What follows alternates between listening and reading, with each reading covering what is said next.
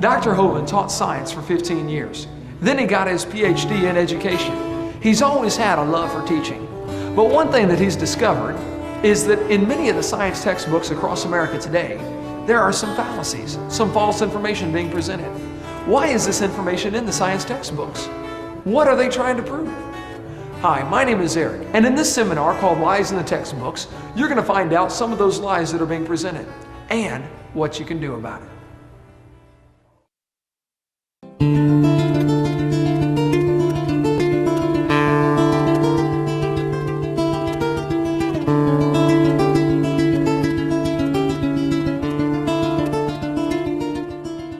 Well, welcome to our seminar on Lies in the Textbooks. My name is Kent Hovind. I taught high school science for 15 years.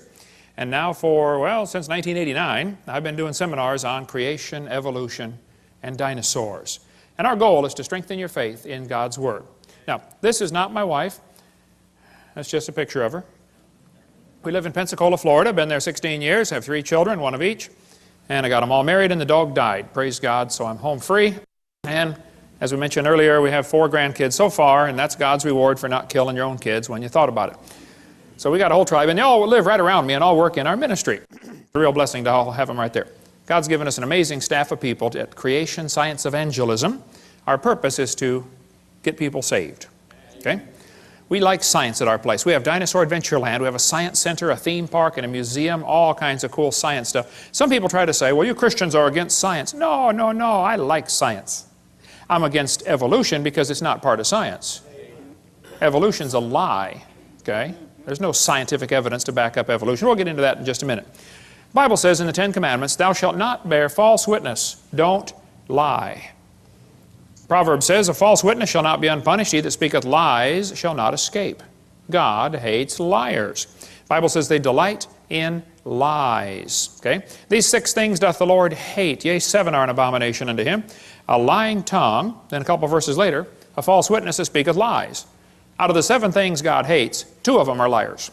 He must really hate them. He lists them in there twice, okay? Jesus said, you have your father the devil, and the lusts of your father you will do. He was a murderer from the beginning and abode not in the truth, because there is no truth in him. When he speaketh a lie, he speaketh of his own, for he's a liar and the father of it. Now, I like science, and I collect public school textbooks. I have hundreds of them from many, many countries, from clear back from 1880, I believe, to 2005, textbooks. I'm not against science.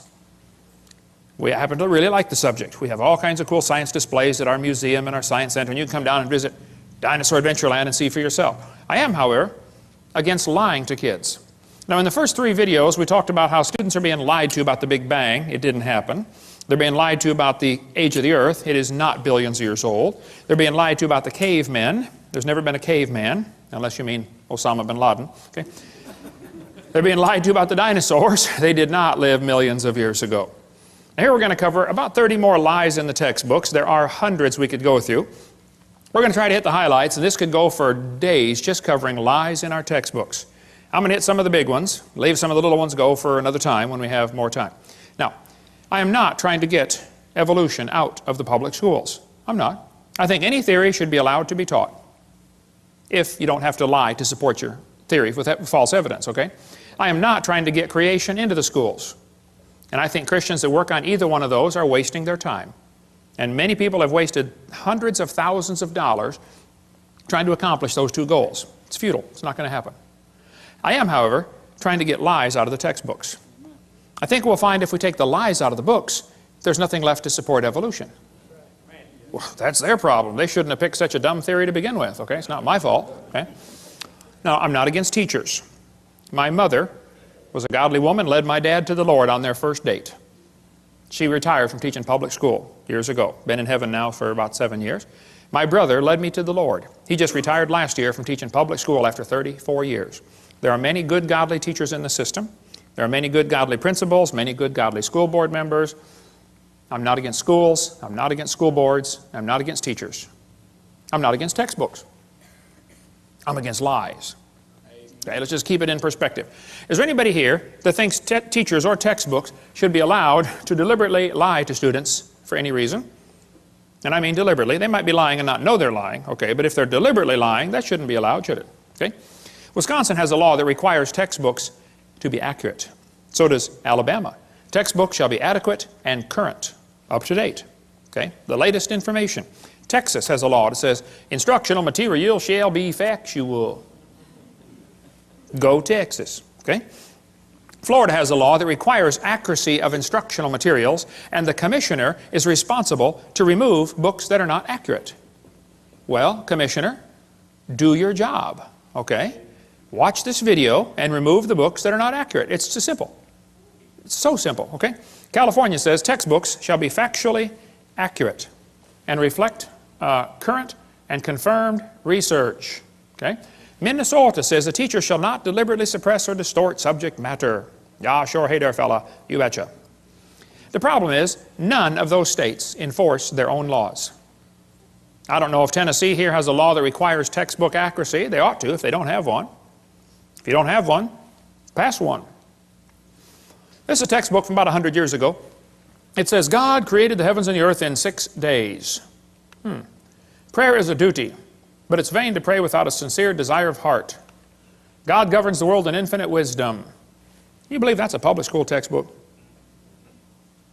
Well, here's one today. Evolution is fact, not theory. Birds arose from non-birds and humans from non-humans. No person who pretends to any understanding of the natural world can deny these facts. Wow, something's changed. Actually, I was at Chickasaw, Oklahoma a couple of weeks ago. It was supposed to be a debate, but none of the professors would debate me. So they scheduled an evolution seminar 2 days after I was gone. They let me come speak on creation. The student group got me in there.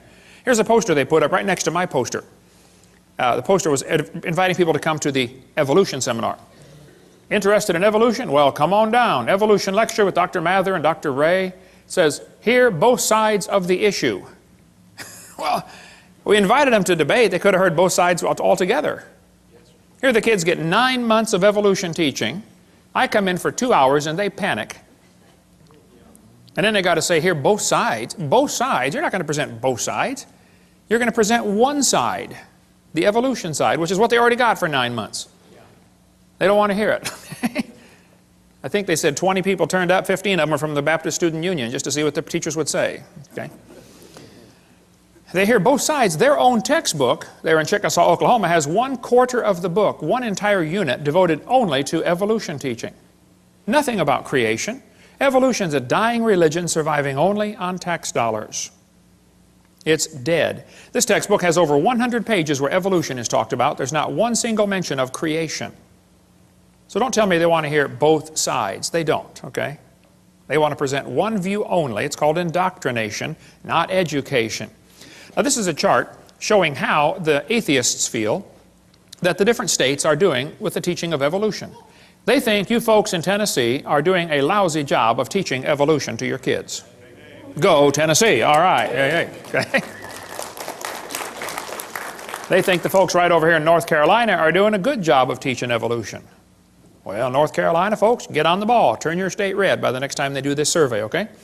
Now, is there anybody here that thinks teachers or textbooks should be allowed to use outdated or false information just to get students to believe a theory? Would that be a good idea? No, okay? Anybody here that thinks teachers that deliberately lie should be fired?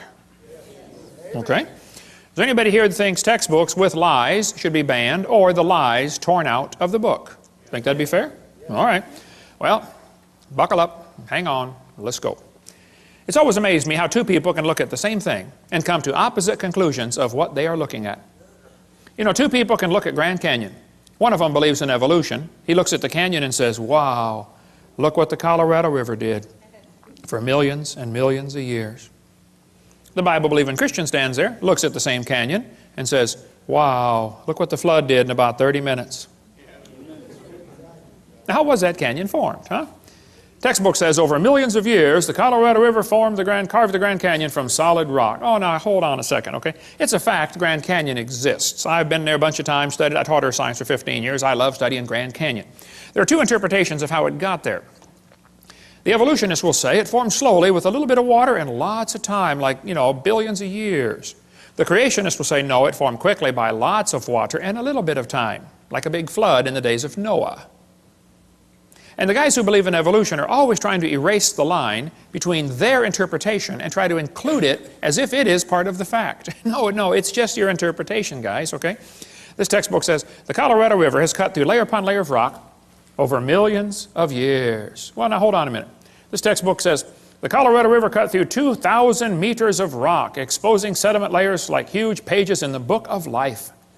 Scan the canyon wall from rim to floor and you look back through hundreds of millions of years. I don't think so. I was in a debate one time and this atheist said, Hovind, you're so stupid. Don't you know it took millions of years to carve the Grand Canyon? I said, well, sir, there's a couple things you ought to learn about Grand Canyon.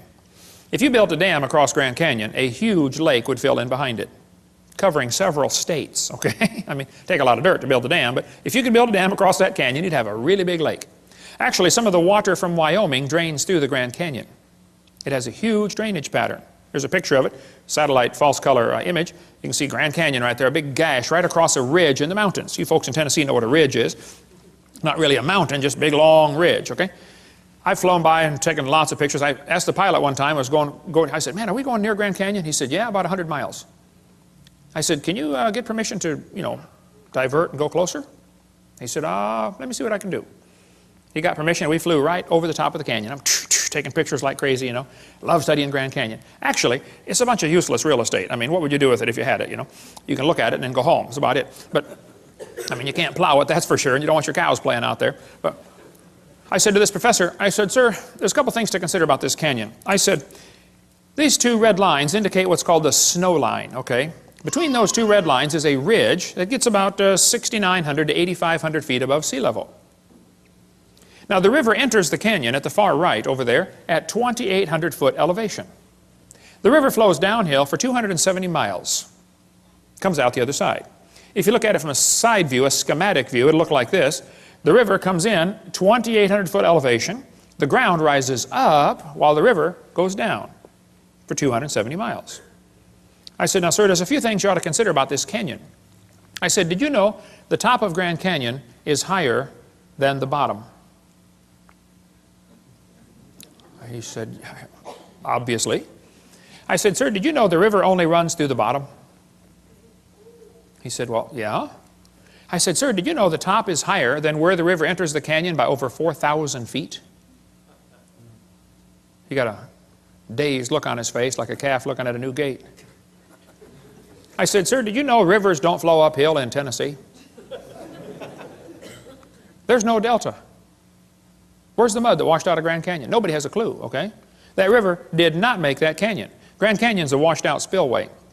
There used to be two big lakes, Grand Lake and Hopi Lake. The lakes are long gone, but the beaches are still there. You can still see the beach line. They got too full and went over the top and washed out that canyon in a hurry. Any farmer that's ever built a dam to hold water for his cows will tell you, once the water goes over the top of the dam, it's all over with.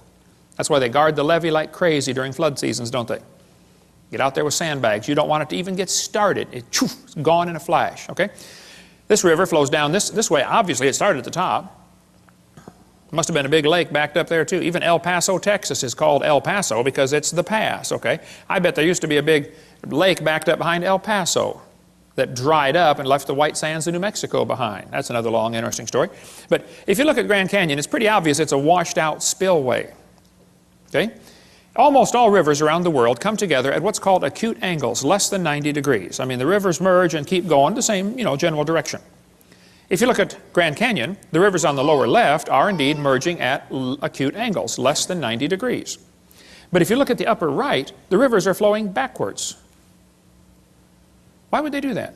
The rivers run backwards, hit the main channel, turn around, and come back out the other way. It's called a barbed canyon. There aren't many places like this on the planet. Well, this is evidence that a lake is draining, and as the water's running off the spillway backwards into the channel, it turns around, or off the dam, water runs off the dam into the low place, turns around and comes back out through the crack, through the breach in the dam. Grand Canyon was not made by the Colorado River over millions of years. That is one of the lies you kids are going to face in your textbook. It's just not geophysically possible for that to happen. Now, are there any farmers or vets in the crowd that might know what this machine is?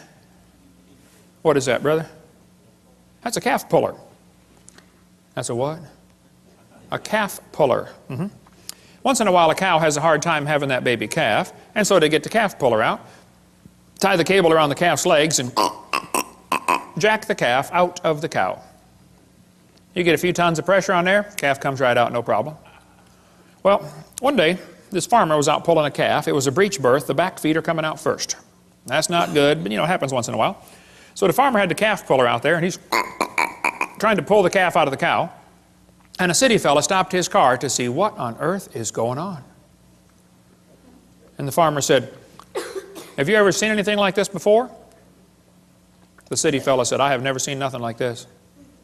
The farmer said, "Do you have any questions?" The city fellow said, "Yes, sir, I have one question. It's been bugging me for 10 minutes. The farmer said, "Well, what's your question?" And the city fellow said, "How fast do you figure that calf was going when it ran into that cow?" No, no, no, no, no. We're not separating the wreck here, fellas. You know, it's possible for two people to be looking at the same thing, and one of them is getting the wrong idea of what he's looking at. The Bible warned us that was going to happen. Knowing this first, there shall come in the last days scoffers. Did you know there are people that scoff at the Bible? I deal with them on a regular basis. I attract them like a lightning rod. They scoff, it says, because of their lust. There's no scientific reason for them to reject the Bible. They just don't like that book because it chaps their hide. So they're scoffing because of their lust, not because of their science, okay? Even Huxley admitted, I suppose the reason we leapt at origin of species was that the idea of God interfered with our sexual mores. We don't want God telling us what to do. Okay? Arthur Keith said evolution is unproved and unprovable. We believe it because the only alternative is special creation, and that is unthinkable. The Bible says they did not like to retain God in their knowledge. For this cause, God shall send them strong delusion. Anybody that believes they evolved from a rock 4.6 billion years ago, I would say is strongly deluded. You would have to have help to be that dumb. You could not do it on your own. You'd have to have years of training and conditioning to believe such a silly idea. Hey, is it possible for a person to go insane? I mean, absolutely loony? Oh yeah, it happens, doesn't it? Okay. Is it possible for an entire group of people to go insane? Can you imagine over 900 people drinking poison Kool-Aid and killing themselves? A whole group went insane. Is it possible for an entire nation to go insane? You know, like millions and millions of people go just plain old nuts? Oh, it's happened, folks. Hey, is it possible for the entire world to go insane? Well, the Bible says the great dragon was cast out, that old serpent called the devil and Satan, which deceiveth the whole world. I think we're living in a time when just about the whole world has gone nuts. They believe they come from a rock 4.6 billion years ago. How dumb can you get? 2 Peter goes on to say, where is the promise of his coming? That's what the scoffers are going to say. For since the fathers fell asleep, all things continue as they were from the beginning of the creation. That's an important phrase. The scoffers are going to say, the way things are happening now is the way they've always been happening. Long, slow, gradual processes. The Bible says the scoffers are willingly ignorant. Willingly ignorant. In the Greek, that means dumb on purpose. They're willingly ignorant of how God made the heavens and the earth, and they're ignorant of the flood. The world was overflowed with water and perished. We cover more on that on videotape number 2 of our series. But one of the scoffers in the last days was a guy named James Hutton. Now, James Hutton lived in the late 1700s. James wrote a book and said the earth is millions of years old. You know, you need to understand, in the late 1700s, most people believed the Bible, or at least they were strongly influenced by Christianity, and everybody thought the earth was about 6,000 years old. That was the common teaching of the day. Okay? They taught the kids in the public school, you know, God created the world in 6 days, like we saw earlier. But this was also a time of many revolutions. We had the American Revolution, the French Revolution, the Polish, the Spanish, the German. Every country is just about revolting against the idea of a king and establishing a democracy. So they threw off monarchy, and this is known as the age of anti-monarchy.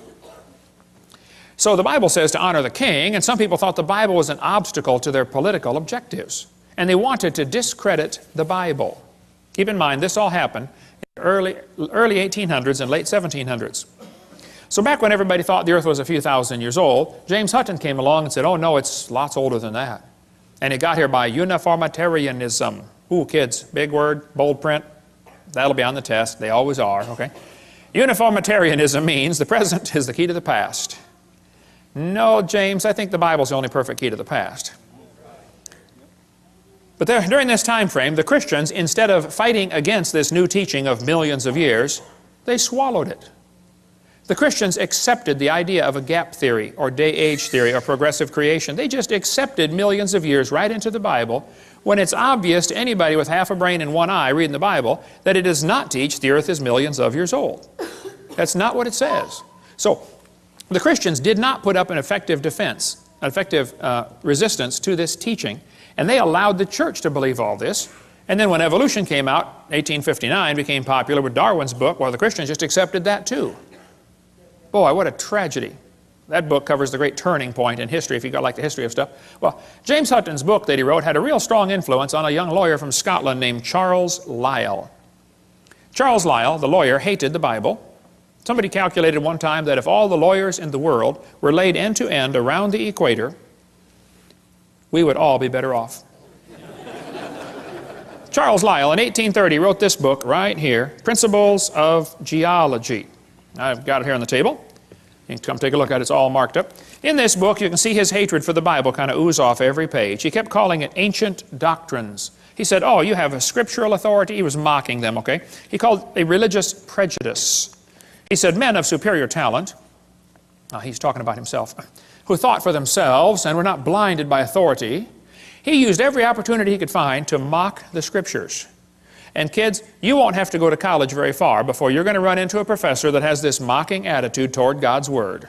How many of you had one when you went through school? Seems like their whole goal in life is to destroy your faith. I had a bunch of them when I went to school. They just wanted to destroy your confidence. Well, Charles said his goal was to free the science from Moses. What do you suppose he meant by that? Well, before Charles Lyell wrote his book, everybody looked at the geology, looked at Grand Canyon and said, wow, look what the flood did. He didn't like people interpreting Earth's history in light of the Bible. He wanted them to interpret Earth's history in terms of millions of years. Lyell is the primary guy responsible for inventing what today is known as the geologic column. How many have ever heard of the geologic column before? They divided the Earth up into layers and gave them names, you know. Cenozoic, Mesozoic, Paleozoic, Archaeozoic, all that kind of stuff. Maybe you saw the movie Jurassic Park, named after the Jurassic layer, okay? Each layer of rock was given a name and an age and an index fossil. Now keep in mind, all this was done in 1830 before there ever was a carbon dating, potassium argon dating, rubidium strontium dating, lead 208, lead 206, uranium 235, uranium 238. None of those had even been thought of. So they didn't determine these great ages by any radiometric decay method. They just picked the numbers out of the clear blue sky. It's a fact the Earth has many layers of sedimentary rock. That is just a fact. You can see them all over Tennessee here. How'd they get there? Well, there are two interpretations. One group says the layers formed slowly over millions of years. The other group says, no, these layers are all from the flood in the days of Noah. And again, they're always trying to erase that line between the two and make their interpretation become part of the fact. And it's just not, okay? It's just their interpretation, that's all. The geologic column is actually the Bible for the evolutionist. The only place you'll ever find it is in the textbooks. It doesn't exist. This guy admits it. He said, if there were a column of sediments, unfortunately no such column exists. Did you know there is no geologic column? If there was, it'd be 100 miles thick. It doesn't exist. It's one of the lies in the textbooks. And actually, all of evolution is based on this lie right here. This is one of the most serious ones, in my opinion. It's true the Earth has layers. That's not the question. Okay? How did they get there, though? I mean, if that layer sat there for 10 million years waiting for the next one, don't you think it's going to rain once in a while in 10 million years? Why are there no erosion marks between the layers? Why are they stacked on top of each other just like a stack of pancakes? And by the way, why are there no soil layers between the rock layers? I mean, soil builds up on top of rock. Don't you think there'd be some soil built up once in a while? Look, if you get a jar of dirt and rocks and gravel and sand and mud and shake it up and set it down, it settles into layers for you in a few minutes. Doesn't take long. How many seen those things you buy at the mall with 2 pieces of glass and different colored sand in between? You know, you flip it over and it makes all kinds of layers just in a few seconds. It doesn't take long. I was preaching years ago in Union Center, South Dakota. Now, Union Center is right there. It's not even on the map.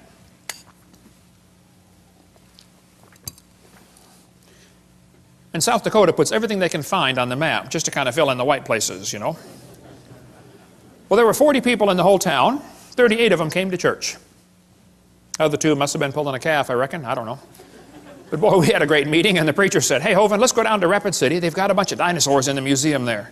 I said, "Oh, all right, I like dinosaurs. Let's go." So we all drove down to Rapid City. We came to this museum, and a guide met us at the door. He said, "Hey, folks, would you like me to give you a tour?" We said, "That would be great, sir." Well, the first place we stopped on the tour was the geologic time chart. They have it lit up, and it's behind glass, and it's holy and sacred. Don't dare touch that thing, you know. So we're standing over there, and the guide said, "Now, folks, this layer of rock right here is about 70 million years old." And it's so cool because they always get that sanctimonious tone in their voice, you know. 70 million years old. Oh. Well, my daughter was 12 years old at the time. She raised her hand. She said, "Mister, how do you know that layer is 70 million years old?" He said, "Honey, that's a good question. We tell the age of the layers by what types of fossils we find in them. They're called index fossils." And by the way, that's correct. That's what the textbook says. Scientists use index fossils to determine the age of rock layers. She said, "Thank you, sir." We walked around the other side. We're standing over here, and the guide said, "Now, folks, these bones are about 100 million years old." My daughter raised her hand again. She said, "Sir, how do you know those bones are 100 million years old?" He said, "Well, honey, we tell the age of the bones by which layer they came from."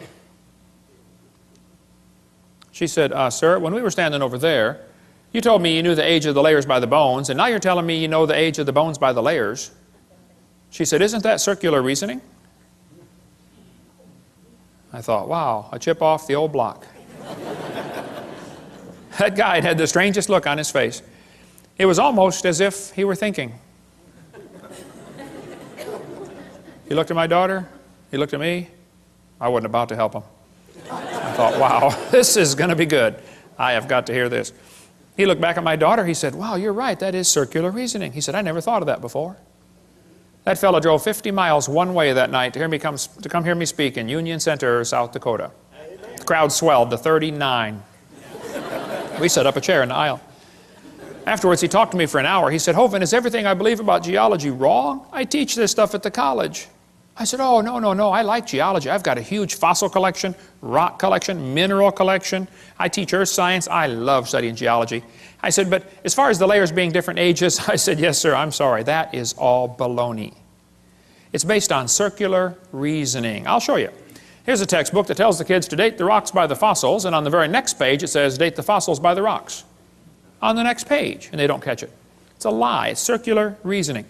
The intelligent layman has long suspected circular reasoning in the use of rocks to date fossils and fossils to date rocks. The geologist has never bothered to think of a good reply, feeling the explanations are not worth the trouble as long as the work brings results. It cannot be denied from a strictly philosophical standpoint, geologists are arguing in a circle. The relative ages of rocks are determined by the organisms they contain. They date the rocks by the fossils and the fossils by the rocks. Ever since the beginning of the 19th century, fossils have been and still are the best and most accurate method of dating and correlating the rocks in which they occur. Apart from very modern examples, which really are archaeology, I can think of no cases of radioactive decay being used to date fossils. They don't date fossils by potassium-argon dating or carbon dating. That's not how they do it.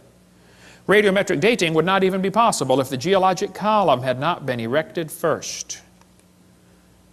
There's no way simply to look at a fossil and say how old it is unless you know the age of the rocks it comes from.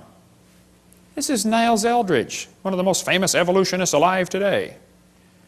He said, and this poses something of a problem. Yeah, something poses a big problem, Niles. If we date the rocks by the fossils, how can we then turn around and talk about patterns of evolutionary change through time in the fossil record? Circular reasoning. This guy said the rocks do date the fossils, but the fossils date the rocks more accurately. I think the cheese done fell out of his sandwich. That's what I think. Okay, he's a few fries short of a Happy Meal. It's based on circular reasoning, okay? This guy said the charge of circular reasoning can be handled several ways. It can be ignored as not the proper concern of the public. It can be denied by calling down the law of evolution. It can be admitted as a common practice or avoided by pragmatic reasoning. But it is all based on circular reasoning. Actually, at the Scopes monkey trial, 1925, over here in Dayton, Tennessee. How far is Dayton from here, Steve? About 100 miles, okay. This is what they were going to use as evidence for evolution. The lowest layers are obviously the oldest. Page 275 of the court transcript. No, the oldest layers are not obviously the oldest. Did you know in still water, sediment layers settle out, the bottom one first, and then the second one, and then the third one? That's correct. But in moving water, you can get 5 or 6 or 10 layers to form simultaneously. They form from one end and travel across. So it's possible to have a fossil on the bottom that is younger than a fossil on top, if it's moving water. There's a great video tape called Experiments in Stratification. It covers all that if you want more on that. Or get our video number 6. We'll get more of that later.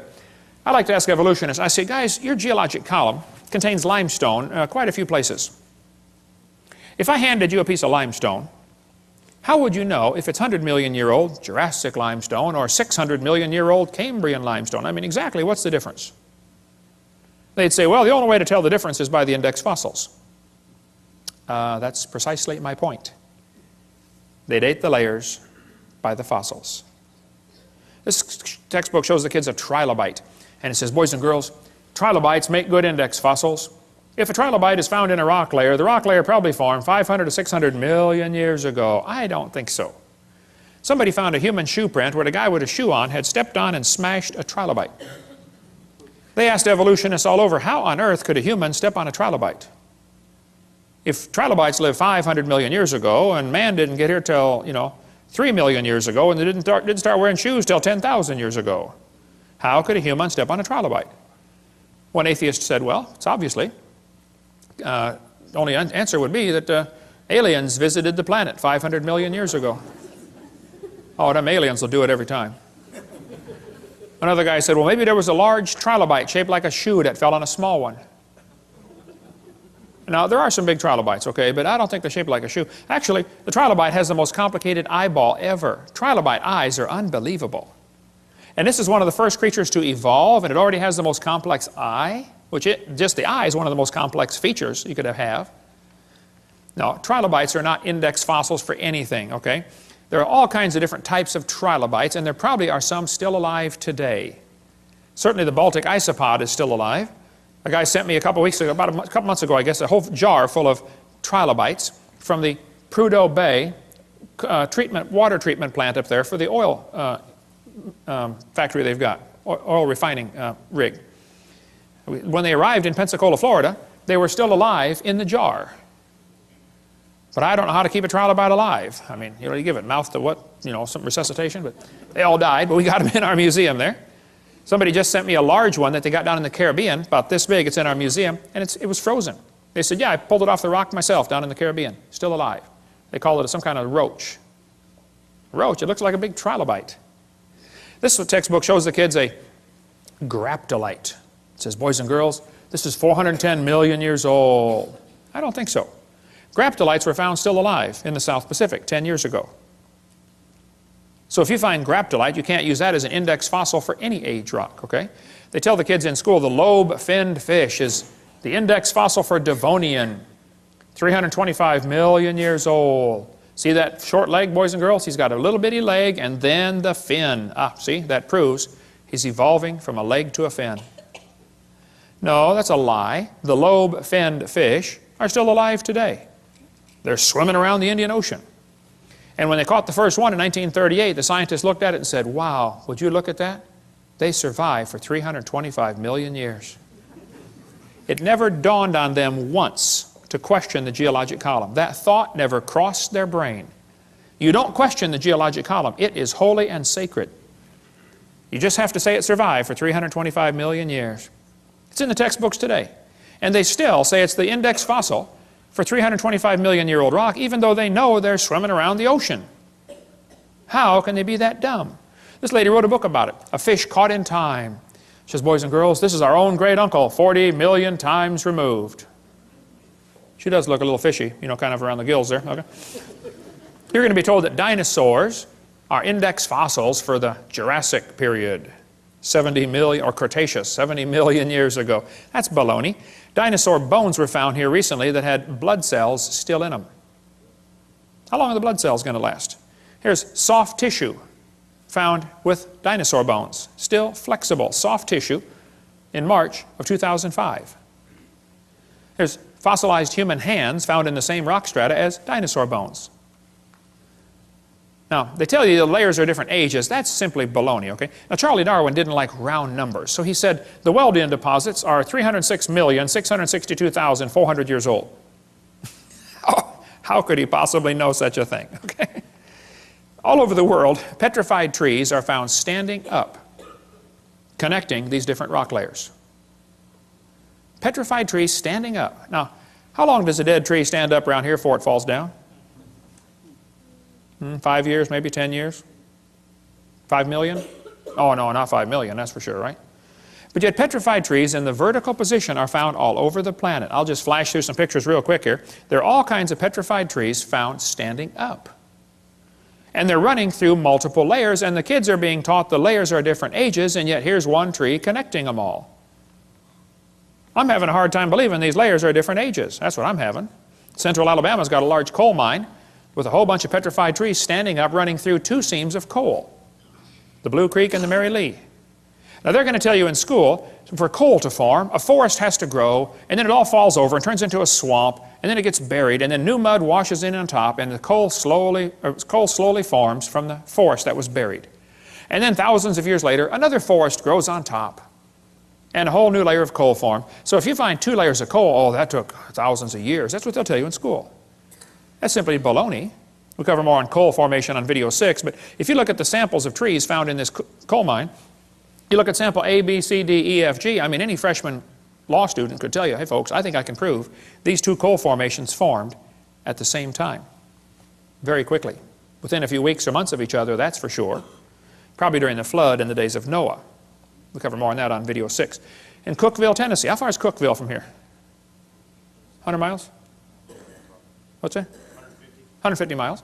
In Cookeville, Tennessee, there's a coal mine with petrified trees standing, running. Here's coal at the bottom. The tree is coalified at the bottom, petrified in the middle, and coalified on top, where it went through a second coal seam. Same tree. By the way, why are coal seams generally found on top of layers of rock or clay? Wouldn't be a pretty poor place to grow a forest? Ought to be on top of soil, don't you think? Yeah. Polystrate fossils are found all over the world. In Joggins, Nova Scotia, there are dozens of petrified trees standing up, connecting different rock layers. Scientists go up there and look at them and just say, wow, that's curious. No, it's more than curious. It's devastating to your teaching that the layers are different ages. There's a brochure you can get from our bookstore. It's $2. It's got 30-some color pictures of petrified trees in the vertical position. Occasionally, the petrified trees are found upside down, running through many rock layers. Now we really got a problem. I've thought about this till my brain hurts. The evolutionists have 2 ways to solve this. They can say, well, Hovind, you know, the trees stood upright for millions of years while the layers formed around them. Or the trees grew through hundreds of feet of solid rock looking for sunlight. There's a 3rd way to look at it. You know, maybe they were all buried in a big flood. How fast was that calf going? Keep that thought in mind, okay? Mount St. Helens blew thousands of trees into Spirit Lake. Lots of those trees are stuck in the mud at the bottom of Spirit Lake. They're going to petrify in the standing position. More on video 6 about that. It doesn't take long for things to petrify. Here's petrified firewood. The guy chopped on it before it turned to stone. Here's mummified dog stuck in a tree. Turned to stone. They chased a coon up the tree apparently and got stuck. They named it Stucky. What would you call it, okay? Here's petrified cowboy boot with the cowboy's legs still in it. The boot was made in 1950 and the leg is turned to stone. Here's petrified fish giving birth. It does not take millions of years to give birth. Praise God, okay? Here's a petrified hat. Petrified pickle found in a jar. The guy sent me the jar and pickle. He said, Brother Hovind, I found this in Montana in an old home. The house was junk. The roof was gone. The house was falling apart. But he said, you want a petrified pickle for your museum? I said, of course. Who in their right mind would not want a petrified pickle, you know? Come on down to Pensacola, Dinosaur Adventureland, and see the petrified pickle. Here's petrified sacks of flour found in a flour mill that flooded in 1910 in Eureka Springs, Arkansas. Here's petrified toadstool. There's an amazing gem and mineral museum just south of Bloomington, Illinois, in a little bitty tiny town called Shirley, Illinois. You got to be trying to find it to get there, but it's worth going to see the Funk Gem and Mineral Museum. Okay? Here's petrified acorns. This kid sent them to me. He said, Brother Hovind, I was 7 years old at the time. He said, I stuck these acorns in a bucket of water and I thought they might, sprout and make some trees, and I forgot about them. Next spring, my mama found the bucket on the back porch and the acorns had turned to stone. He said, would you like them for your museum? I said, of course. Come on down and see the petrified acorns. More on petrification on video number 6. So kids, when they tell you the layers are different ages, you tell them Kent Hovind said they're confused or they're lying. It is not correct. Those layers all formed, nearly all of them, at the time of Noah's flood. 80 to 85% of Earth's surface does not even have 3 geologic periods appearing in correct consecutive order.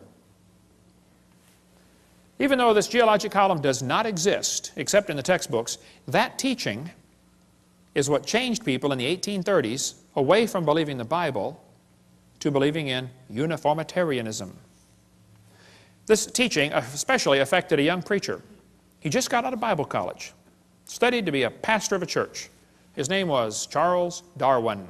Anybody ever heard of Charles Darwin? Charles Darwin graduated from Bible college to be a preacher, and he's going to sail around the world for 5 years first and collect some bugs for some, bugologist back there in England.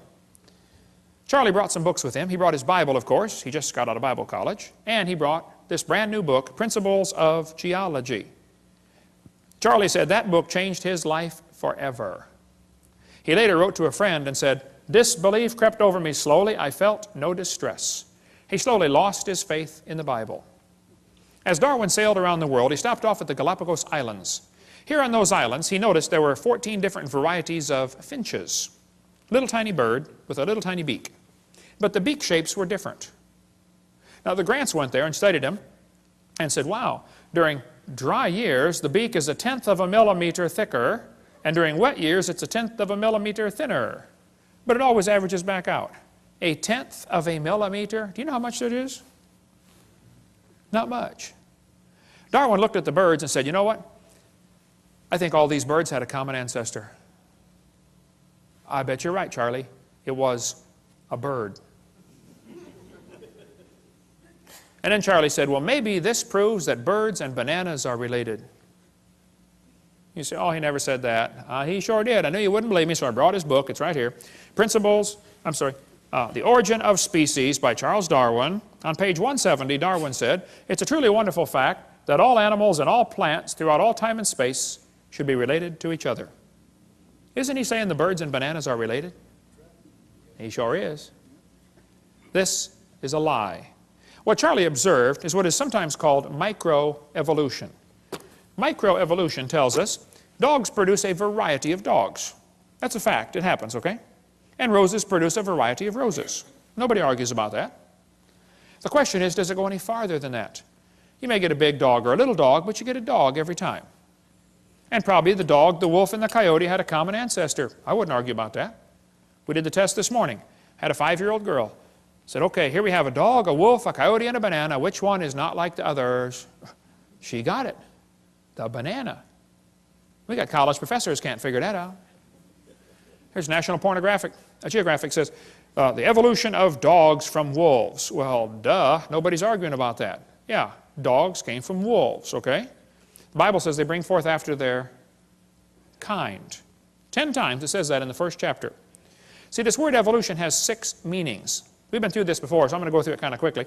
There's first of all cosmic evolution, Big Bang. Secondly, chemical evolution, where all the chemicals come from hydrogen. That's baloney. Thirdly, stellar evolution, where all the stars form from dust. You cannot get dust to condense into a solid star. Can't happen. There's Boyle's gas laws that drive it away, okay? Then there's enough stars out there, though we can all have 11 trillion to ourselves. Then you have organic evolution, where life gets started from non-living material.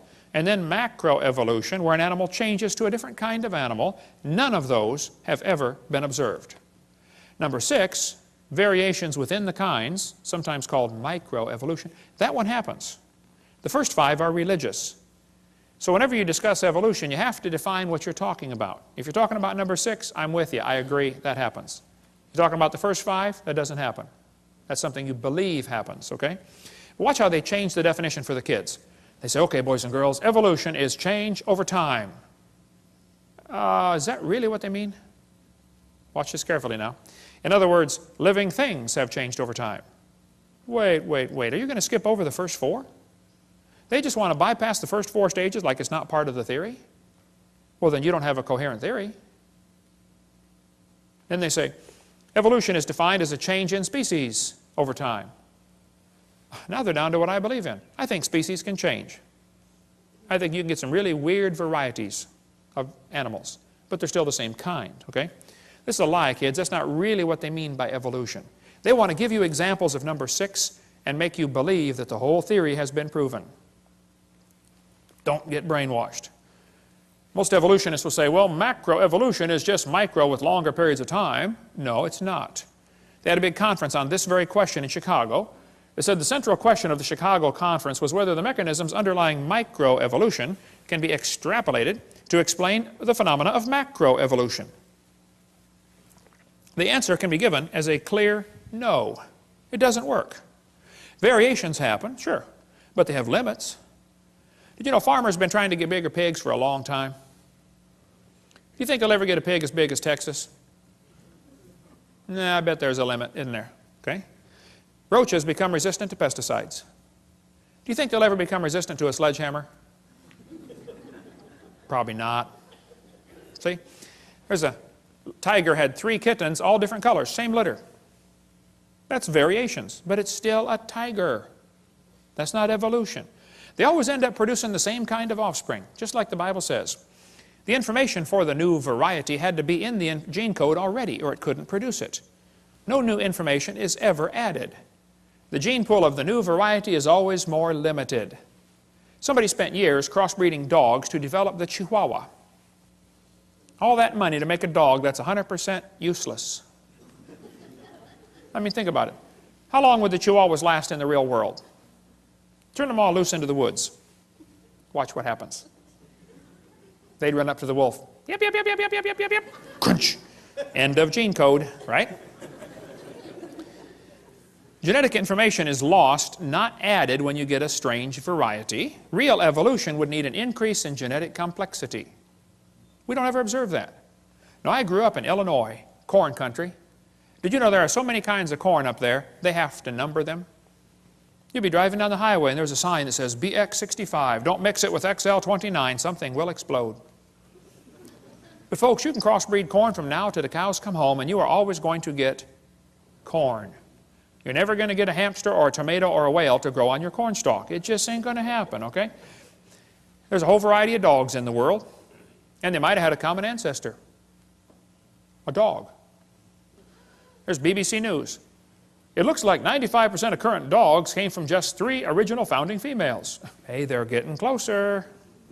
Right here it says, today's dogs come in all shapes and sizes, but scientists believe they evolved from just a handful of wolves tamed by humans living in or near China less than 15,000 years ago. They're getting closer. Man, if they keep studying their Bible, keep studying the science, they're going to be an independent Baptist when they're done. You get done climbing the mountain of truth, that's where you end up, you know. Okay? This Irish textbook calls them divergent evolution. Oh, come on. They show 5 dogs around a wolf, and that's not divergent evolution. Don't give it a fancy name. It's still a dog. It's just a variety of dog. This Mexican textbook says, the horse and the zebra had a common ancestor. I agree. It looked like a horse. You know, 4-wheel drive, genuine leather upholstery, all the standard horse equipment, okay? They got little tiny horses today. We had the world's smallest horse come visit our dinosaur adventure land. Talk about useless. I mean, you know, you can't ride it. Well, my granddaughter could, but it won't bark, you know. What do you do with a horse like that? You know, horses, zebras, and asses can all be crossbred. They have competition in California. Who can get the weirdest animal? They get zorses, zonkies, zeonies, zedonks, zebras, and shebras. Here's a zebra who forgot to put his PJs on. Here's a herd of zebroids running around. You know, in the last 100 years, the Kentucky Derby's gone from an average winning speed of 127 seconds down to 123 seconds. Now, even in the old days, they had some pretty low times turned in, okay? Question, how much money would you guess has been spent on selective breeding trying to get the fastest horse for the Kentucky Derby? Millions and millions of dollars. They do the same thing right around here, don't they? Spend lots of money for a Tennessee Walker.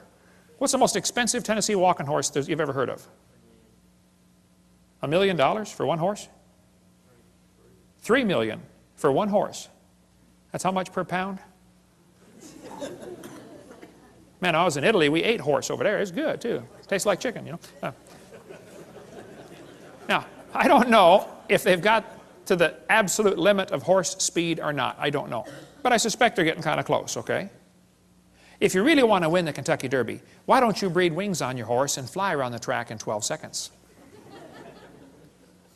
The whole point is, sure, you get varieties, but they're limited.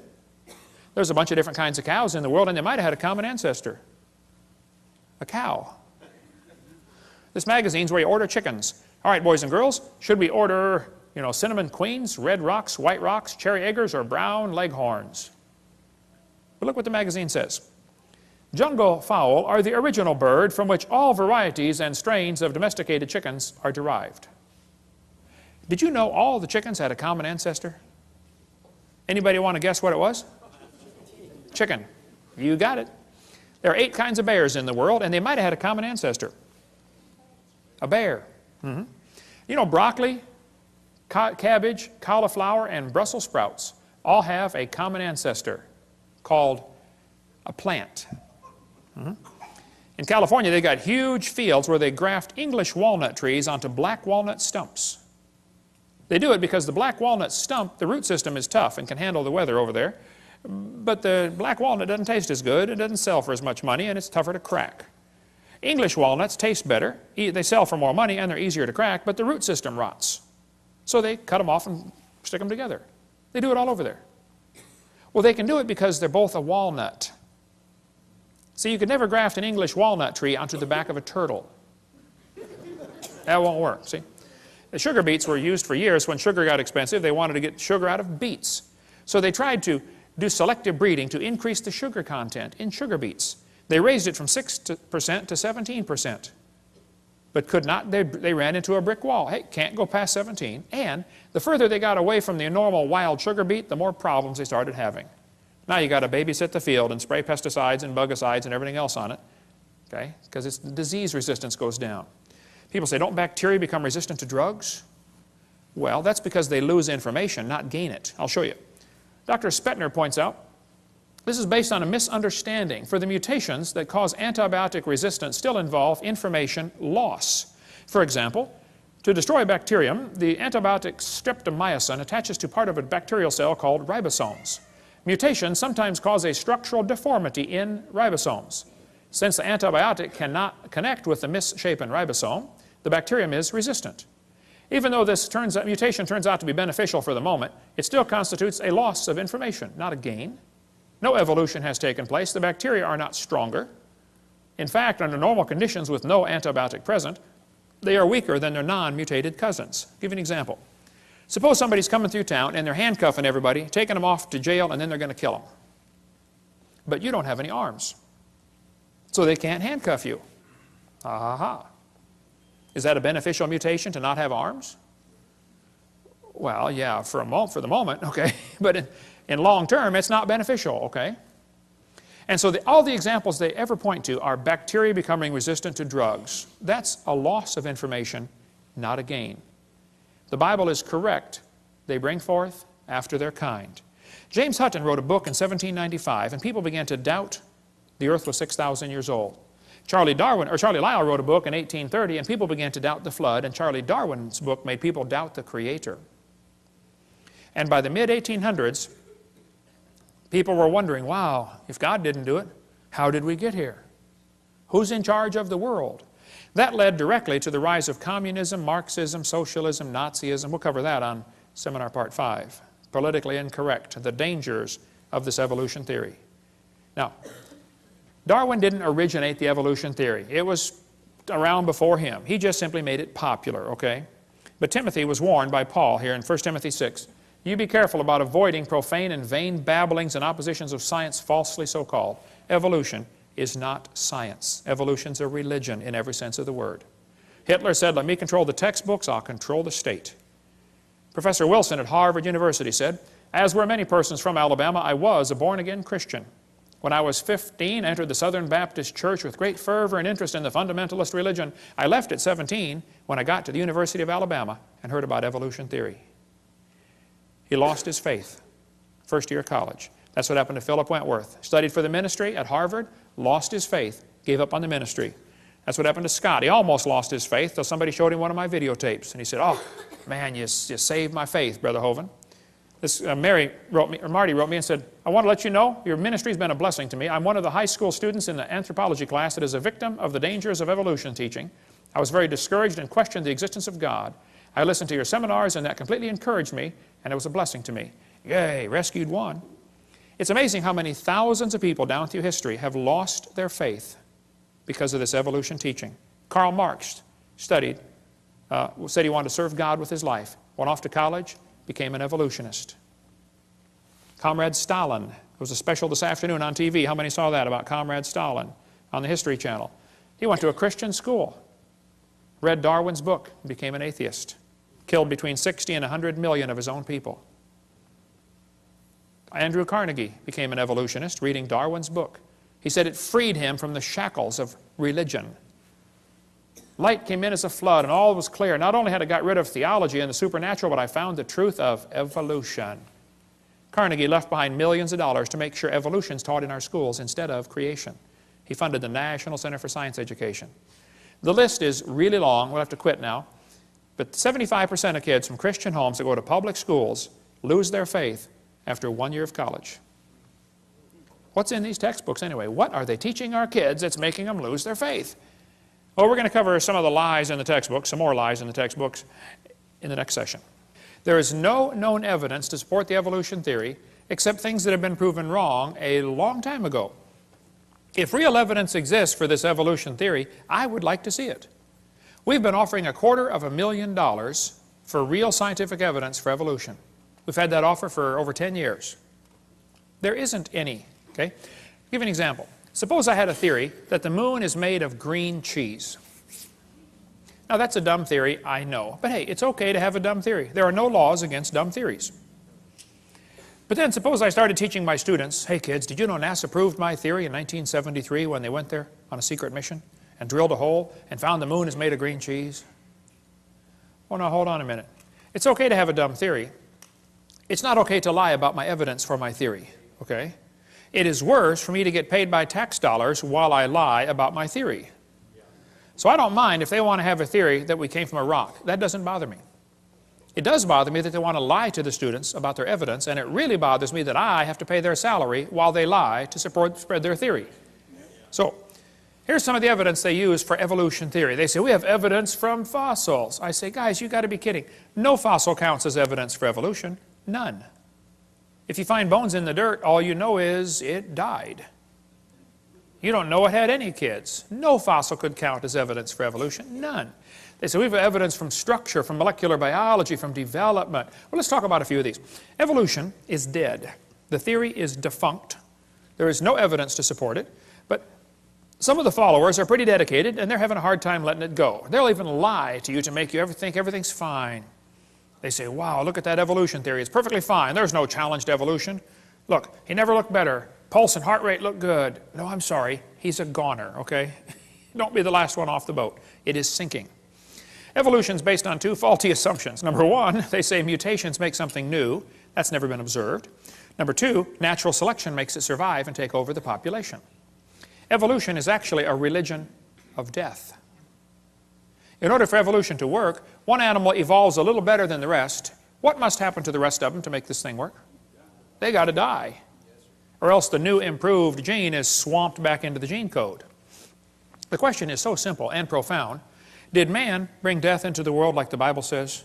Or did death bring man into the world like evolution says? Somebody is wrong. Textbook says there are mutations, and they are the original source of variation in populations. I agree, mutations happen, no question. But mutations do not produce any evolution. Mutations are scrambling up existing genetic code. They're not making anything new. Here's a 5-legged bull. That's a mutant. There's no new information added. He already had the information on how to make a leg. It just made one in the wrong place, that's all. It's not new information, it is scrambled information. Here's a short-legged sheep. Again, no new information. And by the way, that's not beneficial. He's the first one the wolf is going to catch. Right? Go, boys, go. Here comes the wolf. Brrr. Oh, Herman didn't make it. There's a two-headed lamb. That's a mutant. It's not beneficial. Two-headed turtle. That's a mutant. Not ninja, but it's mutant. Okay. Now, he's going to freeze first winter because nobody makes a double-neck turtleneck sweater. He's just not going to make it. Now, scrambling up the letters of the word Christmas will get you all sorts of different words. But it will never get you Xerox, zebra, or queen. The letters aren't available. This textbook shows the kids a four-wing fly, which, by the way, cannot fly. And it says, boys and girls, normal fruit flies have 2 wings. This mutant has 4. This rare mutation, like most mutations, is harmful. Then it says, beneficial mutations are the raw material for natural selection. Now, hold on a minute. Why don't they show us an example of a beneficial mutation? Why did they tell us about the good ones and not show us a picture of a good one? You know why they didn't show a picture of a good mutation? Because nobody's ever seen one. There's never been one beneficial mutation. I said that in a debate one time, and this atheist said, Hovind, you're lying. He said, I can name a beneficial mutation right now. He said, people in Africa that get sickle cell anemia are less likely to get malaria. I said, that's brilliant, sir. That's like saying if you cut off your legs, you can't get athlete's foot. They're both negative, okay?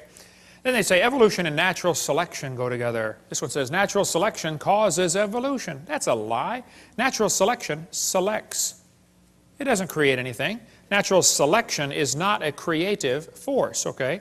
Natural selection may be a stabilizing force, but it is not a creative force. Anybody with half a brain can figure that out. Natural selection cannot create any properties. It can only select.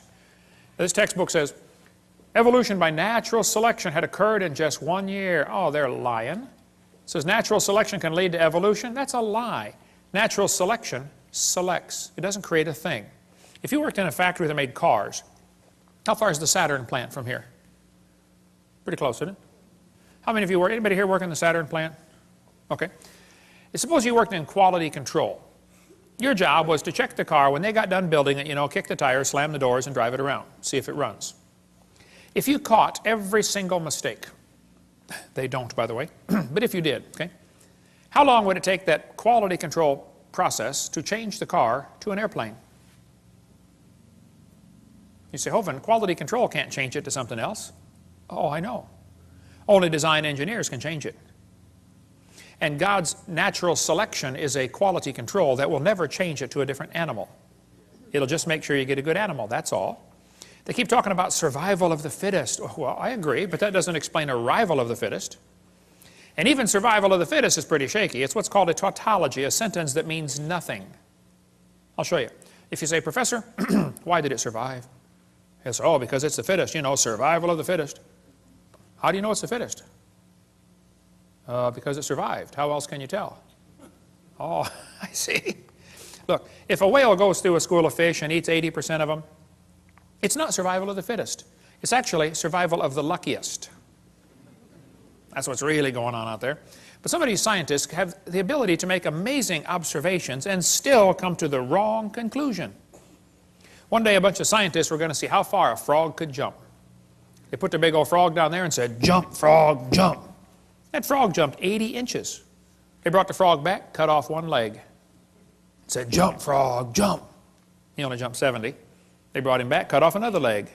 Said, jump, frog, jump. He went 60. They brought him back, cut off another leg. Said, jump, frog, jump. He jumped 50 inches. They brought the frog back, cut off his last leg, and said, jump, frog, jump. You know, they expected he might go maybe, 40 based on the data. Actual jump was 0. The frog didn't move. They yelled louder, jump, frog. The frog never moved. The scientists were baffled. They tried the experiment again. New frog. Got the same results every time. So the brilliant scientists put their data together and said, you know what, folks, the frog jumped less as the legs were removed. Hey, that's a good observation. They got it right on the head.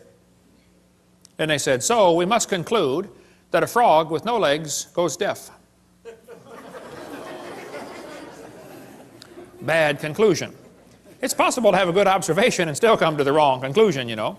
That's what they did with the fruit flies. They put them flies in the laboratory, they nuked them, microwaved them, x-rayed them. They did all kinds of mean things to those flies, and they got some weird looking baby flies. They got flies with curled wings. They fly around, buzz, zzz, zzz, zzz, couldn't go anywhere. They got flies with no wings at all. What do you call that? A crawl or a walk? Can't fly. They raised all these mutated flies in the laboratory and said, you know what, folks, fruit flies refuse to become anything but fruit flies. Well, duh. So they said all mutations produce flies that were inferior to the original fly. Good observation. They said, so we must conclude that flies have evolved as far as they can go. Oh, bad conclusion, you know. Maybe you could conclude that God made them right to begin with, and all you're doing is messing them up in your laboratory. They were doing fine till you guys got a hold of them. Yeah. And they say evolution's as fit as ever. Yep, fruit flies in the north have wings 4% larger than flies in the south. Well, that proves something to somebody somewhere, I'm sure. But it's still a fly, okay? Then they tell the kids, the peppered moth is proof for evolution. They counted the moths on the trees and found it was 95% light colored and 5% black. Then they burned coal in the factories and the trees turned black. And they counted the moths again. It was only 5% light and 95% black. The problem is the entire story is a lie. They glued dead moths to the tree to take that picture for your kid's textbook. It's right here. Where's this book used at, brother? It's not used anymore. Peppered moth. It's still in the new books, though. Evidence for evolution. Those are dead moths glued on a tree because after 40 years of watching, they found a grand total of 2 moths on the trees. 2 out of, let's see, what's 95% of 2? Wow. I have to do some figuring on that one. They still keep it in the textbooks, though, as evidence for evolution. What's the Tulsa Zoo doing having a peppered moth display? I mean, this is a zoo, for heaven's sake. Why do they push evolution in a zoo? Get the book Icons of Evolution if you want a whole lot more on the history of this peppered moth idea. But they tell the kids, we're going to learn to think critically. Boys and girls, do you think humans are still evolving? What kind of question is that? That's one of those questions like, have you stopped beating your wife yet? Wow, let me think. If I say yes, I'm admitting I did. If I say no, I'm still doing it. Did you know it's possible for the question to already have a built-in assumption? Look at that question. Do you think humans are still evolving? What's the built-in assumption? That humans evolved. Now, how's a Christian kid supposed to answer that for homework for Monday? I would say, teacher, this question is poorly written. It assumes evolution has happened when it has not. It's like asking the question, you know, why are elephants orange? Boy, no, there's a tough one. Why are they orange anyway? They're not orange? This is not learning to think critically. This is a Soviet-style indoctrination-type brainwashing question. And when the kid gets done taking this class, he's going to think he knows how to think. But he doesn't. He knows how to be told what to believe, and he never understands how it happened to him. That's not thinking critically. Then they tell the kids, we've got evidence for evolution from homologous structures. Wow, what's that mean? Yes, boys and girls. Did you know you have 2 bones in your wrist, and they're called the radius and the ulna? Pretty cool. And did you know the alligator has 2 bones in his forelimb? And look at this, they're called radius and ulna. See that? That proves we are related. That's what they're going to tell them. Homologous structures provide evidence that these animals evolved from a common ancestor. It's found in just about every textbook. You got it in these other ones up here, I'm sure, don't you, Steve? Homologous structures as evidence for evolution. They descended from a common ancestor, textbook says. Think critically. The bones are the same, boys and girls. See, that proves we're related. Evolved from a forelimb of a common ancestor. This textbook says, comparative anatomy provides further evidence of evolution. The commonalities suggest that these and other vertebrate animals are all related. They probably evolved from a common ancestor. This is a lie. They probably have a common designer. You You know, the different bones in different animals come from different genes on the chromosomes. They're not homologous to begin with, okay? And even if they were, that still wouldn't prove common ancestor. Proves a common designer. The same designer made them all. Did you know the lug nuts from a Pontiac will fit on a Chevy? You can go out in the parking lot and try it. They will. That proves they both evolved from Honda 14 million years ago. No, it's true many animals have a similar four-limb structure. That's a good observation. I agree. They say they must have had a common ancestor. Oh, bad conclusion. Then they'll say, this helps prove we all came from a rock. Well, now you really have got a bad conclusion there. Then they tell the kids, we have evidence from development. Now this one makes me angry. So I'm going to try to stay calm while we talk about this. Is probably one of the most dangerous lies in the textbooks. We'll just calm down now. Okay, I'm ready. This textbook says the similarity between early stages of development of many different animals helped convince Darwin that all forms of life shared common ancestors. Darwin considered this the strongest class of facts in favor of his theory. This was the best evidence Darwin knew of for his theory. The guy who made up this dumb idea is named Ernst Haeckel.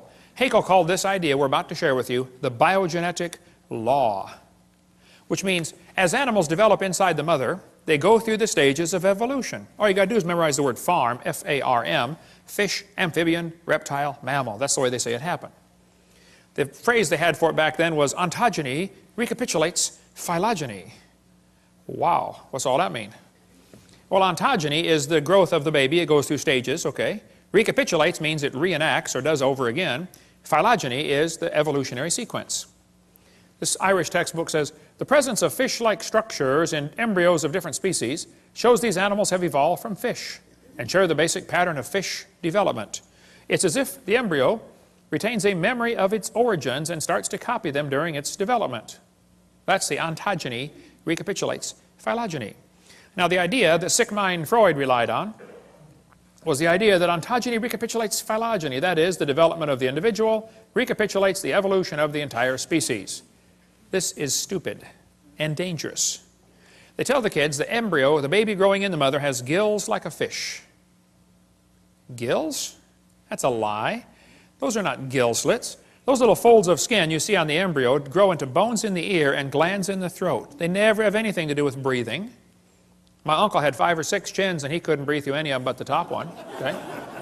Those are not gill slits. Ernst Haeckel said the turning point in his thinking was when he read Darwin's book in 1860. See, Darwin's book was printed in English in 1859. The next year, it was printed in German, 1860.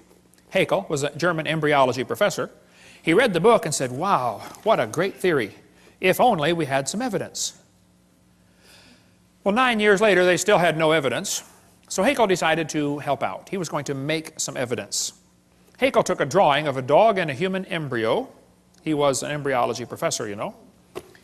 And he lied. He faked the drawings. He changed them and made them look exactly alike to prove they're related.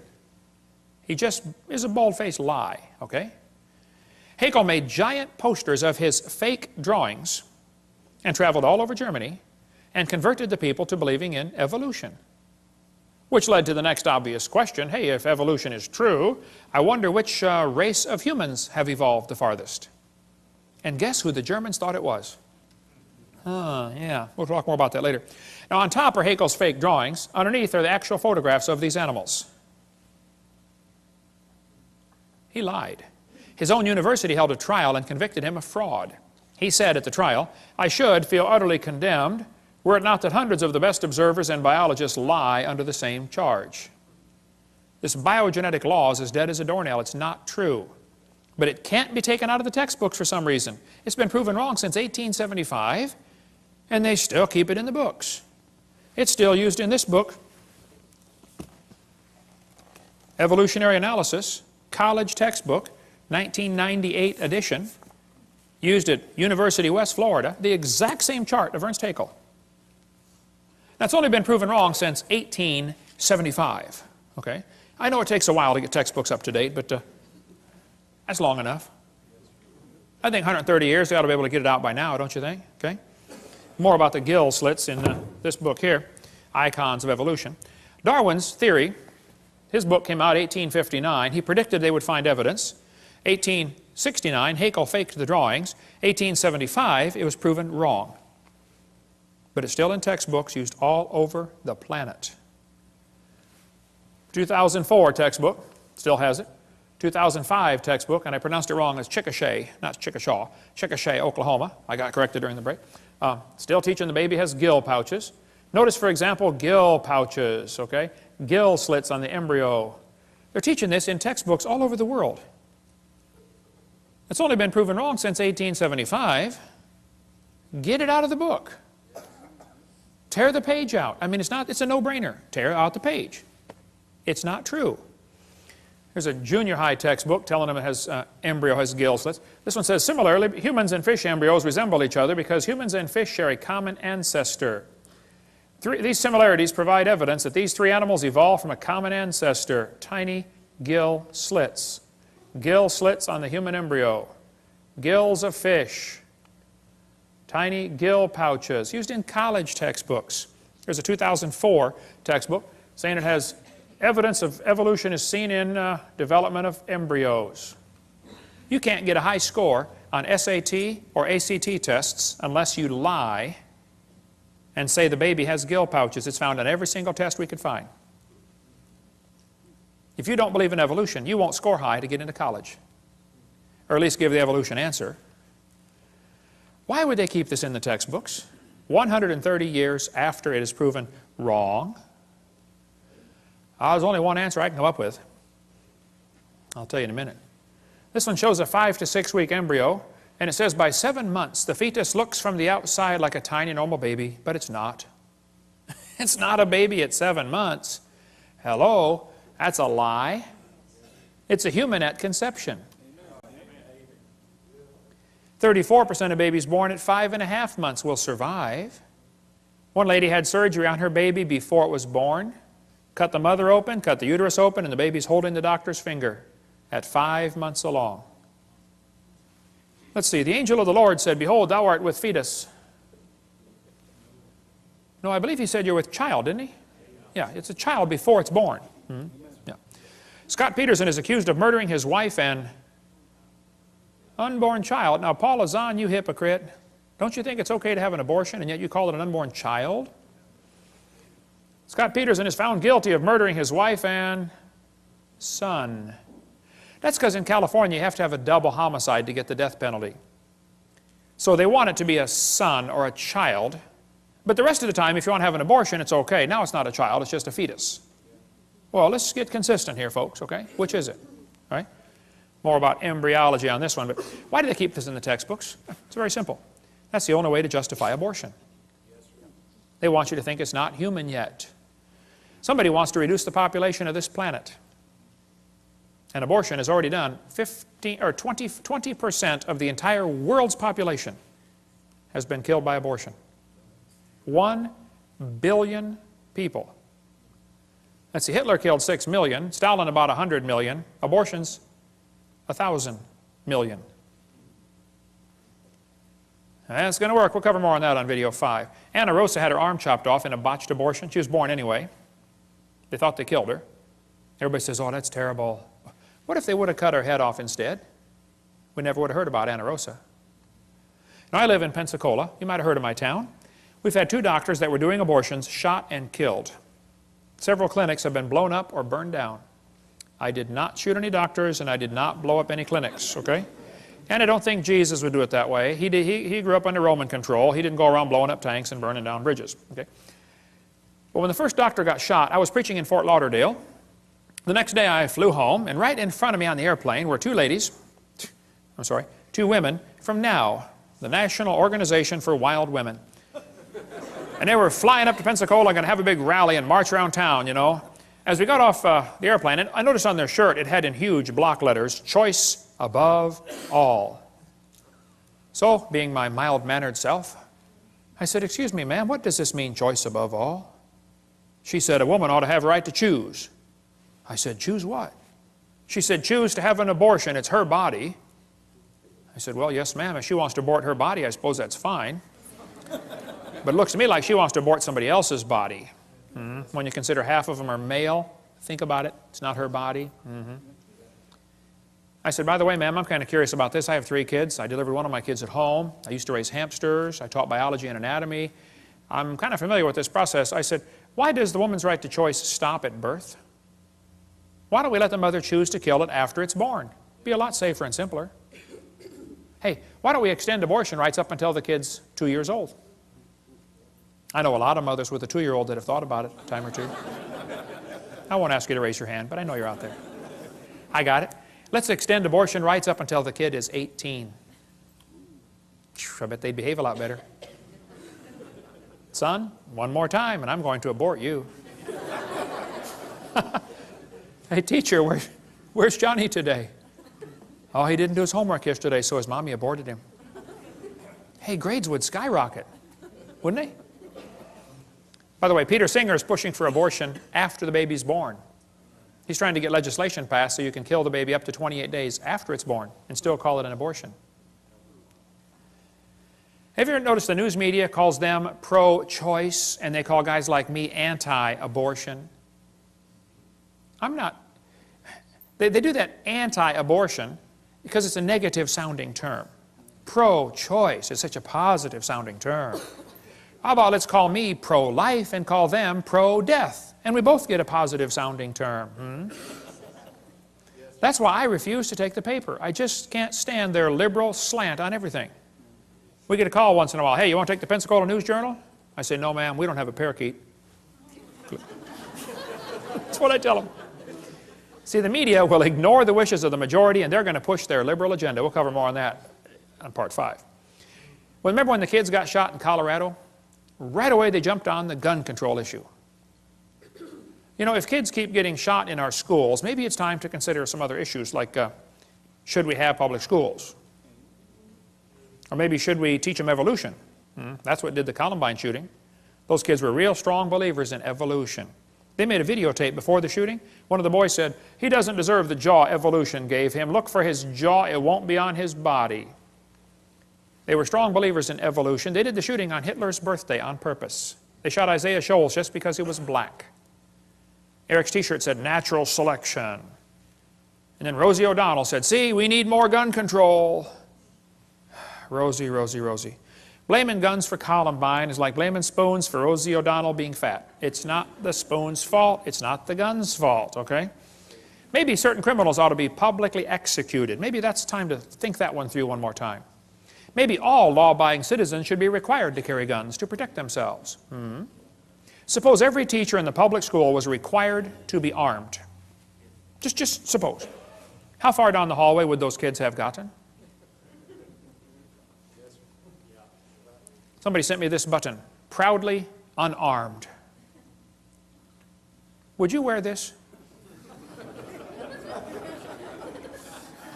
What does this say to a criminal?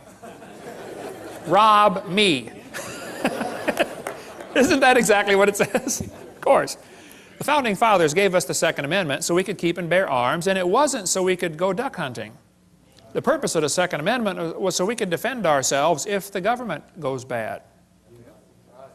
Last-ditch defense against an evil government is an armed citizenry.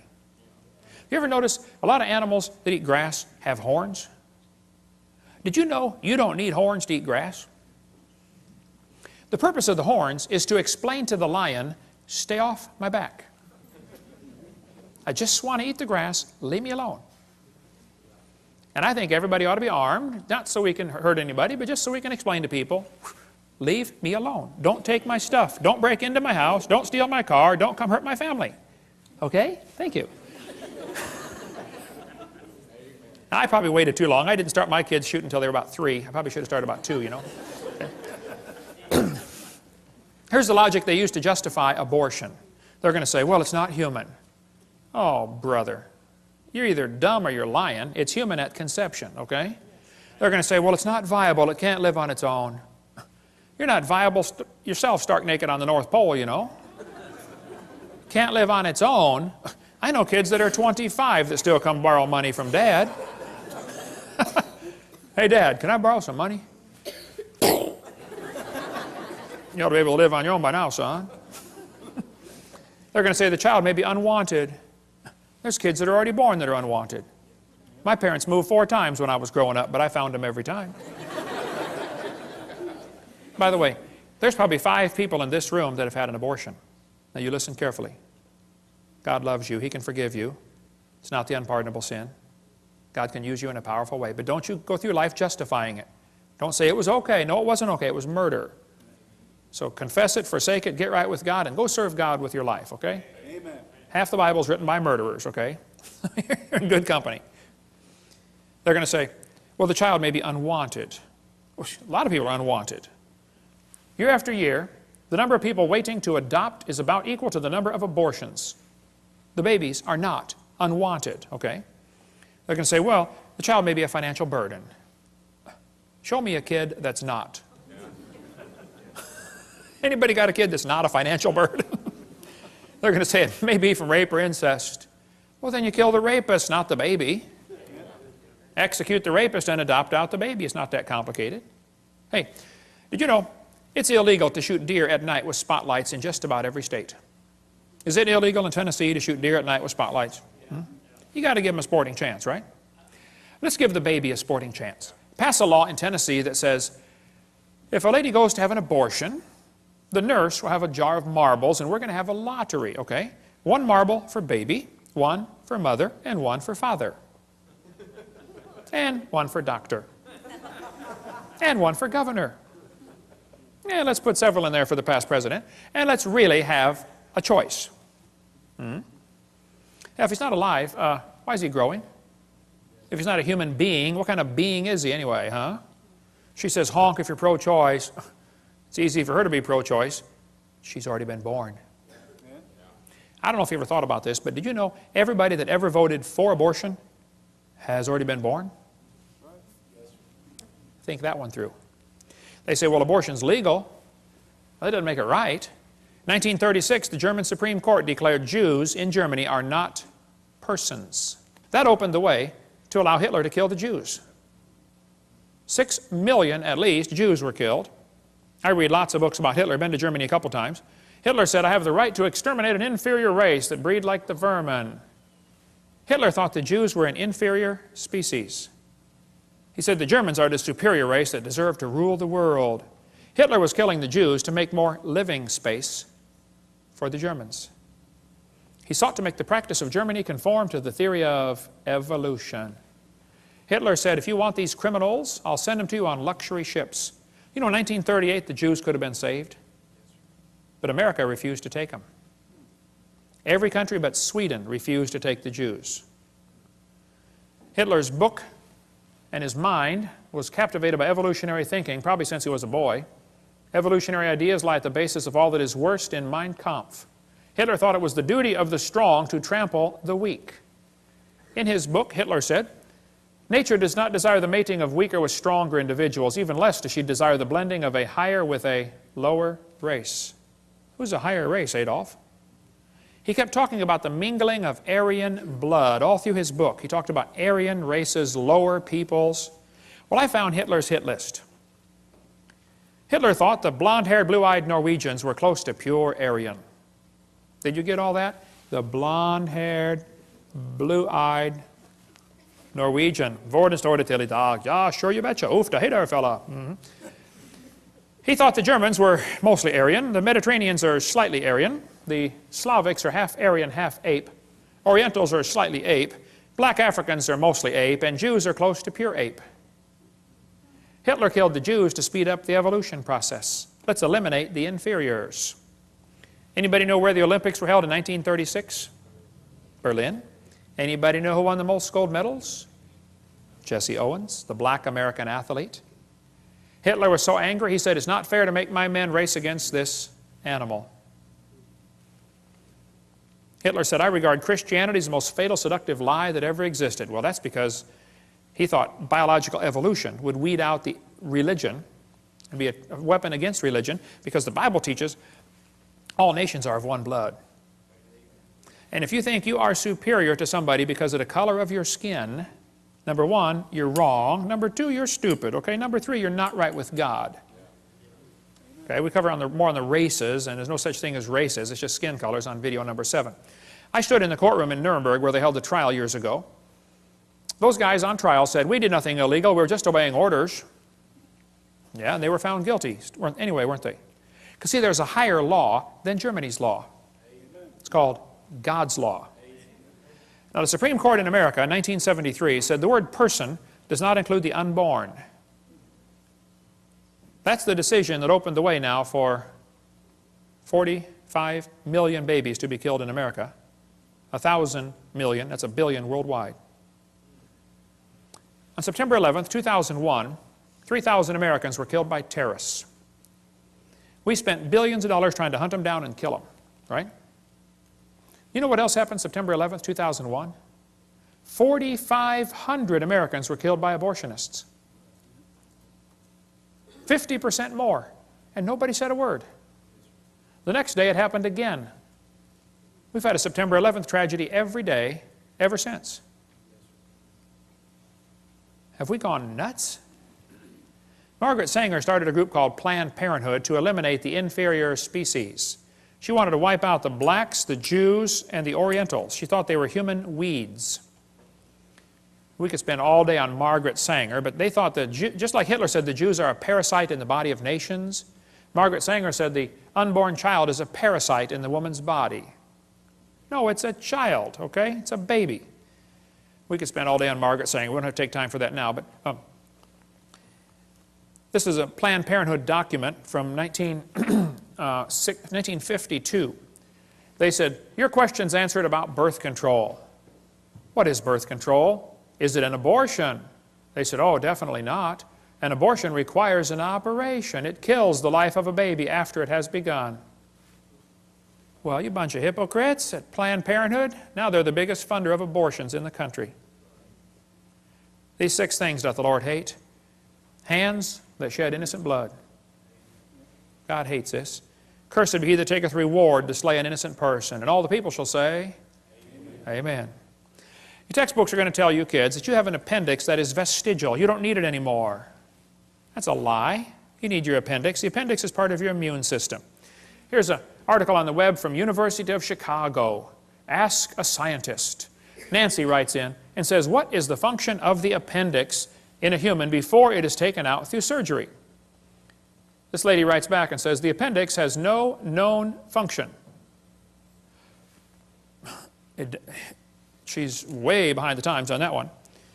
She goes on to say, it is believed that the appendix will gradually disappear in human beings as our diet do not includes cellulose no more.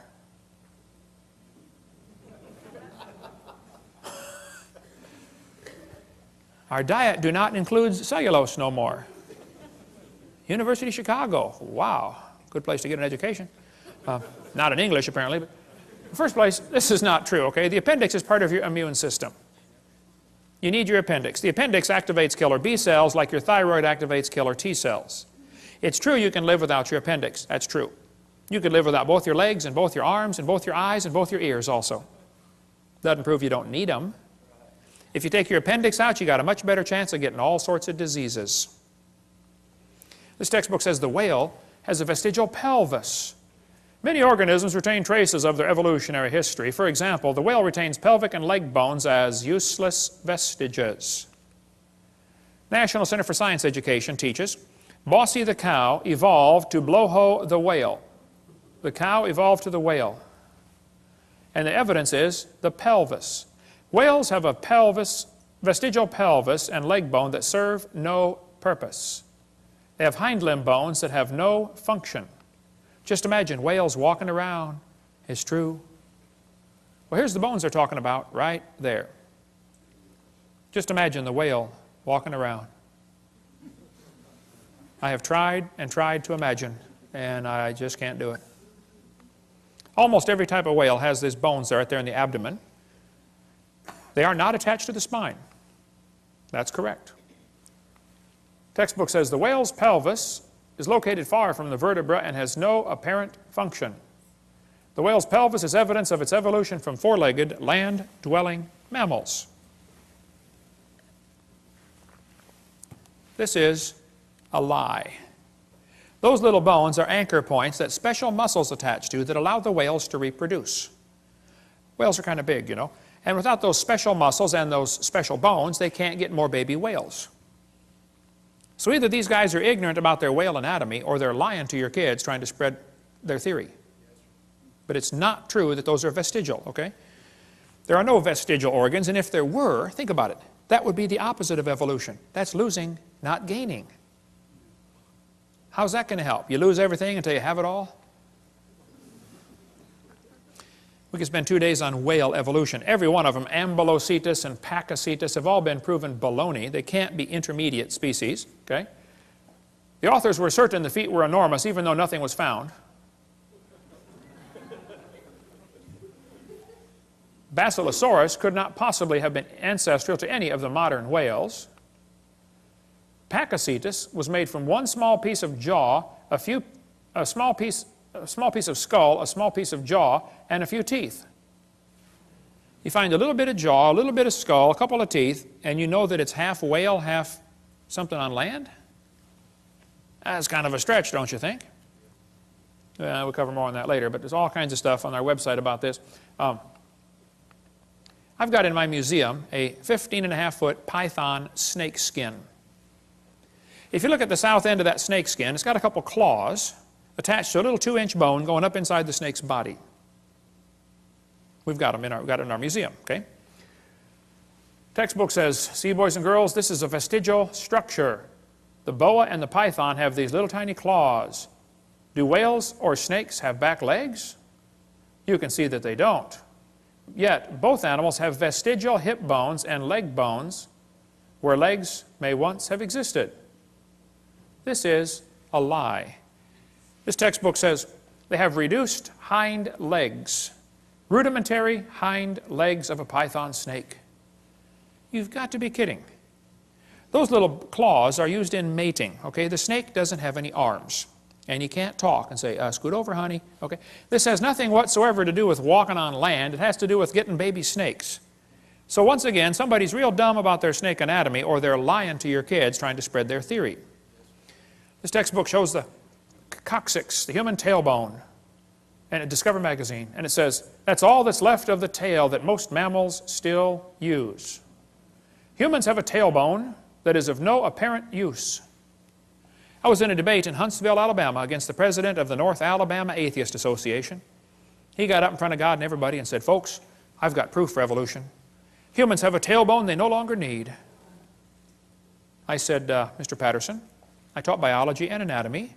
I happen to know there are 9 little muscles that attach to the tailbone, without which you cannot perform some valuable functions.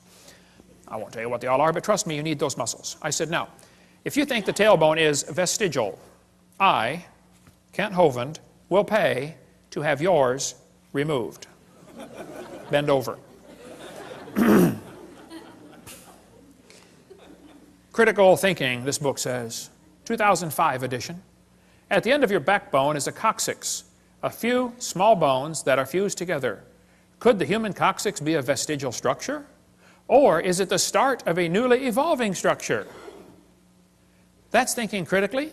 They give the kids 2 answers, 2 options, both of which are wrong. There's a third option, you know. Maybe it's fine just like it is. Notice they don't give that as an option, do they? Maybe it was designed to support your colon and support your lower back for posture when you sit, and 5 or 6 other things you can read your Gray's Anatomy about, okay? They say, aren't babies born with tails once in a while? No. Well, that baby's got a tail right there. No, he doesn't. It's not a tail. That's just fatty tissue. There's no bone, no muscle, no cartilage. It's not even lined up with the spine. It has to do with the way the baby develops inside the mother. There's fat around the nervous system to protect it until the bone grows around it.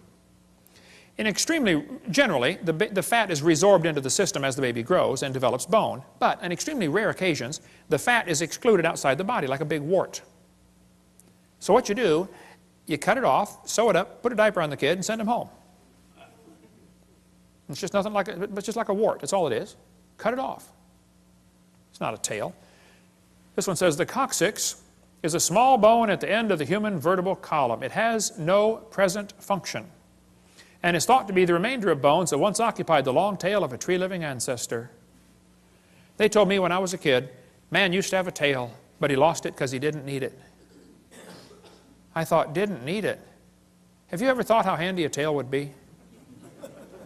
Have you ever come to the door with 2 sacks of groceries? Man, wouldn't that be nice to be able to grab that door and walk right in there? You could drive down the highway and hold that can of Coke and tune the radio knob all at the same time. Lost it because we didn't need it. That's a lie. Everything used as evidence for evolution has been proven wrong. If real evidence exists, I'd like to see it. We'll pay $250,000 for real proof for evolution. But don't lie to me. I think you ought to demand that your school board cut out pages with lies on them. Don't put up with that stuff. I was speaking at University of West Florida, and this one biology teacher said, "Hovind, I don't think we should deface textbooks." I said, "What do you mean?" He said, "Well, tonight you said we should cut out the pages with this stuff on it. We shouldn't deface a textbook." I said, "Well, sir, suppose you were teaching math and you found a book that said 2 + 2 is 5. What would you tell your students to do?" He said, "I would tell them to mark out the wrong answer and write in the right answer." You would deface a textbook? I said, "Now, sir, you teach biology, don't you?" He said, "Yes, I do." I said, "Well, suppose you found one of your textbooks that taught the embryo has gill slits or the snake has a vestigial pelvis or, you know, all this stuff I covered tonight. Are you going to tell your kids to tear that page out?" He said, "Oh, no, no." I said, "Would you tell them to mark it out and then write something in the column that it's not correct?" He said, "No, no, no." I said, "Would you at least put a warning sticker in the front cover that said, 'Hey, kids, the information on page 85 is wrong'? Would you at least warn them?" He said, "Oh, no, no." I said, "You would correct a math book, but you won't correct a biology book." I said, "You, sir, are a hypocrite. And the folks in this county need to help you get a different job picking peaches or changing tires. But you got no business taking our tax dollars to lie to these kids coming through your class. We're paying for this school. Why don't you be respectful and resign or quit lying to the kids?" He said, "Hovind, you don't have much tact." Oh, I made full contact with that guy, that's for sure. Okay. Evolution is unproved and unprovable. We believe it because the only alternative is special creation. They just don't want to believe this. They don't want to believe in creation. And they're willing to believe a lie rather than believe the truth, just so they can support their wicked lifestyle. Psalm 94 says, "He that formed the eye, shall he not see?" God formed the eye. Eyeballs are incredibly complicated. Charles Darwin said, "To suppose that the eye could have been formed by natural selection seems, I freely confess, absurd." But then he goes on for 3 or 4 pages and says how he thinks it happened anyway. Your eyeball's amazing. You know, at the back of your eye, there are 137 million light-sensitive cells in 1 square inch, called your retina. All of them wired straight to the brain.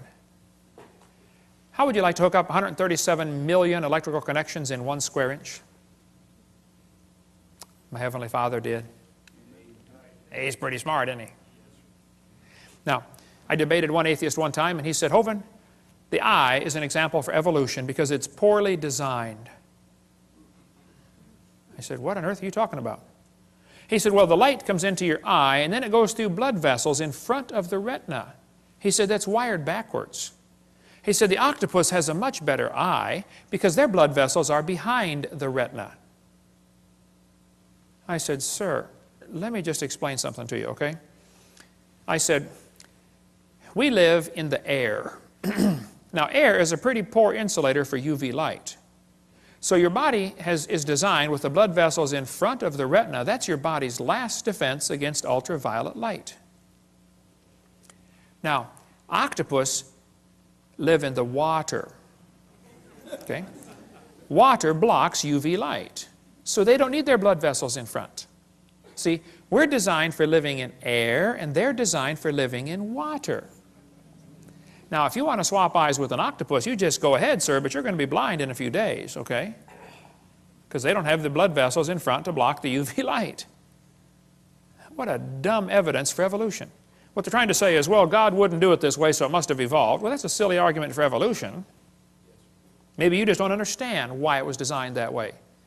I think man's understanding of the human body is about like putting a 5-year-old kid under the hood of your car and saying, "Hey, kid, take out whatever this thing doesn't need."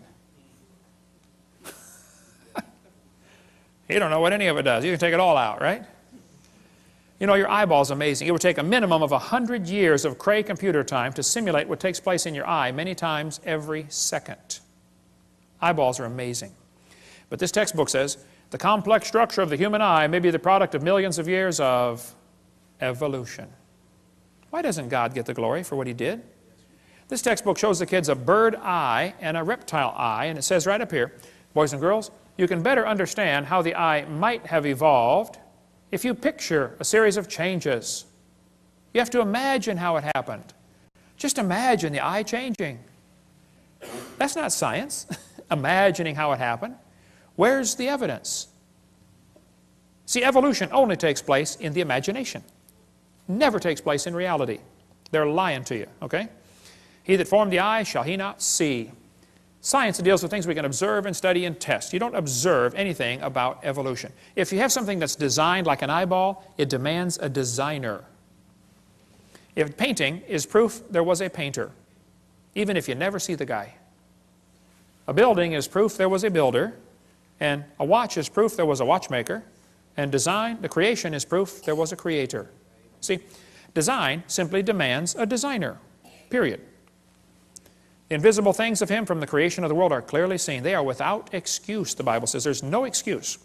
The psalmist said, when I consider the heavens. You know, God knows that the study of science will draw us to Him. Satan knows that too. So Satan has worked really hard in the field of science to make sure it pushes kids away from God. And we need some good godly science teachers to get involved in the school system and turn this thing around, okay? And by the way, we can prove the existence of God by the impossibility of the contrary. It's impossible that there not be a designer. It's just not possible. There had to be a designer, okay? I like to show evolutionists this picture. I say, guys, here we have, as far as I know, the world's largest rock group. You know of a bigger one? I'd like to see it, okay? I'll say, do you think there's any way George Washington's face could have appeared on this rock by chance? I say, no, it was designed by a guy named Borglum. Took him a long time to build it. Okay, very good. Now let me ask you a question. You say there's no way this face could appear on the rock by chance. You don't think wind could have done that? Abrasion, exfoliation, thermal expansion of the rock? Nothing? Nope, nope, happened by design. Okay, now let me ask you this question. Do you think George Washington himself, with 50 trillion cells in his body and all these complex systems, happened by chance? I say, yeah. Now wait. You don't think his face could appear on a rock by chance, but you do think his whole complex anatomy could happen by chance. Are you dumb in any other area, or is that the only one, you know? Then they tell kids that plants are adapted to their environment. Adapted? Yes, boys and girls, gills are an adaptation to living in water. Oh, well, how did they live before they adapted the gills? Well, you see, Mr. Hovind, for millions of years, they all died. None of them lived until they adapted the gills. Oh, I see. Why don't they say it's a design feature? See, they avoid using the word designed because then some kid's going to say, who's the designer? Adaptations for living on land. Legs. Oh yes, boys and girls. Legs support the body's weight as well as allow movement from place to place. Well, that's true. It doesn't prove they adapted by themselves, though. Lungs. Oh boy, the delicate structure of a fish's gills depends on water for support. On land, lungs carry out gas exchange. That's true. That's not proof one changed to the other, though. They just make this mental, imaginary connection in the kids' minds. I've got a Casio Databank stopwatch, or watch, okay? Holds 300 phone numbers. It's a calculator, stopwatch, an alarm clock, and a countdown timer. It does not tell time. I have to look at it. But it's a pretty amazing machine. $70 at Walmart. I was in Japan a couple years ago, but I did not see the guy who makes the Casio Databank watch. I never saw him. Do I have to see the guy who made it to believe he exists? Is it logical for me to stand here in Tennessee and say, I believe there's a watch designer in Japan that made this thing? Is that logical? Even if I never see him? Sure. Would it be illogical for me to say, I've never seen him, so I don't believe he exists? That would be totally dumb, wouldn't it? And you don't have to see the Creator to believe he exists, okay? Evolutionists argue against design using arguments they designed. Think about that one. Here's a great book talking about the complexity of living things at a micro scale. We sell the book at our website. Michael Behe wrote this on Darwin's black box. He spends a whole chapter describing the hair on a bacteria. That hair is so complicated, it's attached to a little tiny motor. The motor is so tiny that 8 million of them would fit in the cross-section of a human hair, but the motor turns 100,000 RPM. Let's see you build a motor like that. Pretty amazing. And as things get smaller, the world they live in feels more sticky to them. The viscosity of the fluid seems greater. So a bacteria swimming through water is about like a person swimming through peanut butter. And that little motor is so powerful and turns so fast, that bacteria can swim about like a person going 60 miles an hour through peanut butter. We've got a little model of it in our museum if you want to come down and see how they work. And the textbook says, humans probably evolved from bacteria more than 4 billion years ago. What? They can swim through peanut butter 60 miles an hour. We should sign them up for the Olympics, man. We evolved from them. We're getting worse, not better. It's a lie. Nothing this small and complex could have happened by chance. This is a great book that we sell in our bookstore. Just simple illustrations. Could a box evolve? Could an ink pen evolve? Could a paperclip evolve? It just goes through a bunch of simple things and show it just can't happen, okay? Then they talk about the origin of life. Yes, boys and girls, how living things started from non-living matter. This is pure baloney, how they teach this in the books. We're going to cover that after a quick break. Cover a few more lies in the textbooks and then tell you what you can do about it. Some practical steps to fix the problem right after the break. In the last 2 sessions, we covered 15 lies found in the typical textbook. I taught high school science for 15 years, and I'm not against science, I'm not against schools, I'm not against teachers, but I'm against lies. Just don't lie to the kids, okay? The Bible says in the book of Proverbs, "Cease, my son, to hear the instruction that causeth thee to err from the words of knowledge." Don't listen to things that are simply not true, okay? Get the lies out of the books. The Bible says God created all things, and it says, "Heaven is my throne and earth is my footstool." Hath not my hand made all these things? God made everything. And the Bible says God formed the entire world. The Bible says God created great whales and every living thing. Now the textbooks in school are going to teach your kids that every living thing happened by itself. They're not going to teach them God created every living thing, that's for sure. Here's a textbook that says, "The history of life on earth began about 3.5 billion years ago. How this occurred has been and will continue to be a topic for inquiry." Let me give you the Hovind translation of what they just said. What they just said is, it's okay to inquire how it evolved. It is not okay to inquire if it evolved. Hey kids, you're allowed to research, how did evolution happen? And if some kid says, well, maybe it didn't happen at all. Oh, shut up, kid, you're out of my class, okay? The only way you can research is, how did it happen? You cannot even ask the question, did it happen? That's not education. That's indoctrination. Okay? I'm sick and tired of paying for that stuff. Now, nobody knows how a mixture of lifeless chemicals spontaneously organize themselves into the first living cell. Paul Davies said, nobody has a clue how life got started from non-living material by itself. There is not even a good theory how it can happen, but the textbooks are going to teach your kids it just happened, okay? They just tell them, hey, it happened. And you can't even consider the option that maybe God made it. Here's what happened. Back in the 50s, 2 guys, Miller and Urey, decided to figure out how life evolved. So they took a mixture of chemicals and ran it through these tubes and tried to create life in the laboratory. The experiment's been duplicated many, many times, always been a failure, and always created more problems for the evolutionist. This textbook says, although he never proved how life originated, he did add evidence to the theory that life could have started by itself. That is a lie. All they did was create problems for the idea that life could have started by itself. This one says, swirling in the waters of the oceans is a bubbling broth of complex chemicals.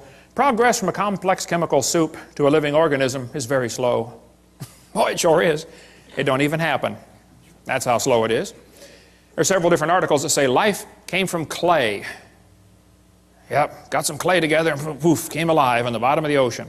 They did not address the origin of life in Darwin's book, and it's never been figured out since how life could have started. What he did is he took these 4 chemicals and put them in these glass tubes, made them circulate around, and tried to create life in the laboratory. This textbook says, many important events occurred during the Archean era, the most important of which was the evolution of life. Progress from complex molecules to the simplest living organism was a very long process. I guess so. If you give it billions of years, somehow it looks more reasonable, This one says, the first living cells emerged between 4 billion and 3.8 billion years ago. There is no record of the event. But you better believe it, and you're going to be tested on it. The first self-replicating systems must have emerged in this organic soup. So great-great-great-great-grandpa was soup. This is one of the lies in the textbooks you kids have to face. Nobody has a clue how life could have gotten started by non-living chemicals. Even Haeckel confessed, he's the guy we talked about in the last session, that made up the idea that the embryo has gill slits, you know, so they could justify abortion. Haeckel said, he claimed that spontaneous generation must be true, not because it had been proven in the laboratory, but because otherwise it would be necessary to believe in a creator. Well, Ernst, I'm sorry, bud, that's just the way it goes. Okay, there's a creator, whether you like it or not, okay? So have they really produced life in the laboratory? Oh, they haven't even come close. Here's what they did. They took 4 gases. They took methane, ammonia, water vapor, and hydrogen, ran them through these tubes, ran it through a spark chamber supposed to simulate lightning. They say, we're going to put them together and make life in the laboratory. At the bottom of the flask, they got this red goo, and they kept draining the goo off, because if it went through the spark again, it would destroy it. So they had to make the goo and then save it from the next spark, okay? They said in the textbook here it was rich in amino acids, this red goo was. Well, that's simply a lie, okay? They didn't come close to making life. The problem is they had a reducing atmosphere. In other words, he excluded oxygen. You can look at his 4 gases. There's no oxygen there. He knew if he had oxygen in there, it would oxidize whatever chemicals tried to combine. You know, you cut a banana open and lay it on the table, it turns brown, it oxidizes. You don't paint your car, and it oxidizes, it rusts. Well, living cells will oxidize quickly in the presence of oxygen. So he didn't put any oxygen in there. That creates a serious problem, because if you have oxygen, you cannot get life to come from non-living chemicals. The problem is ozone is made from oxygen, and ozone blocks UV light, and UV light destroys ammonia, and ammonia is one of the 4 gases he's got. So you cannot get life to evolve with oxygen, and you cannot get life to evolve without oxygen. Because if you don't have oxygen, you don't have ozone, and now your ammonia gets destroyed. It's just not going to work either way. And the Earth has always had oxygen, even more than today. This guy said, what evidence is there for a primitive methane ammonia atmosphere on Earth? The answer is there is no evidence for it, but much against it. We find in general no evidence in the sedimentary distribution of carbon, sulfur, uranium, etc., of that an oxygen-free atmosphere ever existed on the Earth. If somebody tells you the early Earth had a reducing atmosphere, you tell them Kent Hovind said they're confused or they're deliberately lying, because it's not true. The Earth has always had oxygen. This article said, it's suggested from the earliest dated rocks at 3.7 billion years ago, Earth had an oxygenic atmosphere. They've always known the Earth had oxygen, even more than we have today. We covered that on seminar part 2, how the early Earth probably had even more oxygen, made them live longer. This textbook says there was no oxygen on the Earth, which is a lie, and then it says the rocks absorbed it. Hello? How can they absorb it if it wasn't there? Well, think about it. Second problem they had with the Miller experiment, they filtered out the product. That is not realistic for nature, okay? They saved the goo from getting sparked the second time because it would have destroyed it. What he actually made in this experiment was 85% tar, 13% carboxylic acid. Now, both of those are poisonous to life. If you make a mixture that's 98% poisonous to the other 2%, I don't think it's logical to say you've succeeded in creating anything that's going to help make life, okay? The problems are he made mostly only 2 amino acids. There are 20 different ones required to make life. 20 different amino acids. Now, these amino acids are kind of like letters of the alphabet, okay? You have to have 26 letters in the English alphabet to make all the words that we have. Well, you have to have 20 different amino acids to make all the proteins that your body has. With those 20 different amino acids, your body can build a bazillion different kinds of proteins. Kind of like you can make a lot of different words with the same 26 letters, okay? What he actually made was a couple of letters, like 2 of the letters of the alphabet, by combining these gases. This creates a real problem since half of them were left-handed and half of them were right-handed. What he actually made was amino acids, only 2 of them, and half of them were backwards. I mean, if I drop letters of the alphabet, there's a 50-50 chance some of them are going to land upside down. They don't do any good. You have to have them all facing the right way. The smallest proteins we know of have about 70 to 100 amino acids, all of them facing the right way. This greatly compounds the problem, okay? DNA and RNA are all right-handed, all other proteins are left-handed. It's a very puzzling fact. All proteins that have been investigated from animals, plants, and higher organisms, and from simple organisms, bacteria, molds, even viruses, are made of left-handed amino acids. They're all that way. So he's really got a problem since half of his letters were backwards. And there are hundreds of amino acids required to combine in just the right way to make a protein, and they unbond in water faster than they bond. And they claim this all happened in the oceans. Well, the oceans are completely full of water, all the way to the bottom. And Brownian motion is going to drive them apart. It's not going to put them together. One of the lies in the textbooks is that they made life in the laboratory. They have all they've done. Every experiment has made the problem worse for the evolutionist, okay? Spontaneous generations do not occur spontaneously in water. Life is not going to get started in this way. There's a whole lot more in the book, Icons of Evolution, if you want a lot more on the subject to go down deep. But they got this weird idea in their head that all they have to do is get all the right chemicals together and then add energy, and it'll make life. Okay, well, let's do an experiment. Let's put a frog in a blender and turn it on. In a matter of moments, you will have frog nog. And you will have all of the chemicals required to make a frog in one blender, right? Then we're going to add energy. You can turn it on puree for 30 minutes. You can nuke it, microwave it, zap it with jumper cables. I don't care what you do. Drop a hand grenade in there. Add all the energy you want, okay? How long will it take to reassemble the frog? It'll never happen. See, just getting the chemicals together isn't the problem.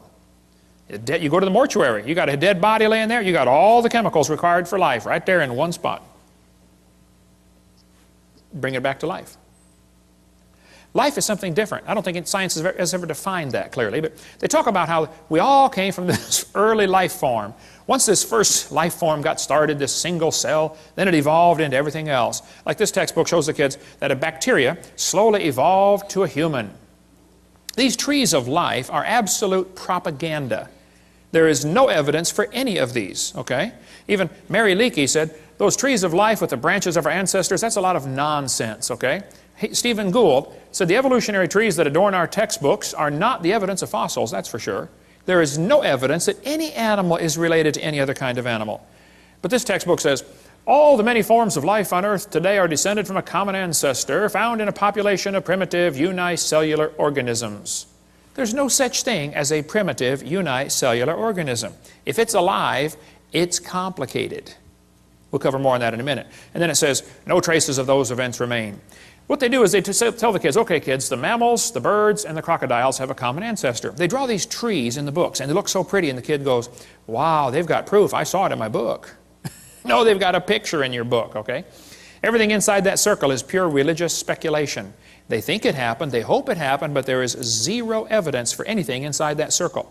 It's one of the lies you're going to have to face in your textbook. The Bible says if you offend one of these little ones, you'd be better off with a millstone about your neck. Go swimming. These folks teaching evolution are in serious trouble when they stand before God. Then they tell them we come from a simple, primitive, unicellular organism. Look, just because it's smaller doesn't mean it's simpler. A paramecium is more complicated than a space shuttle, and you can put thousands of those into one drop of water. Smaller is not simpler. That's one of the lies in the textbooks. I'll show you. Here's a microchip inside a paperclip. Pretty small. Not simple. This microchip is being held in the mouth of an ant, and that little microchip can process every letter of the Bible 200 times per second. Smaller is not simpler. I'll show you. Let's compare the brain of a honeybee to NASA's Cray computer. At one time, the world's fastest computer, I think they got a faster one now. The brain of a honeybee is pretty small. The Cray computer is huge. We would all agree there's a size difference, right? Okay. Now, the Cray computer could do 6 billion calculations per second. It was estimated that the honeybee's brain is doing about 1 trillion calculations per second, 1,000 billion.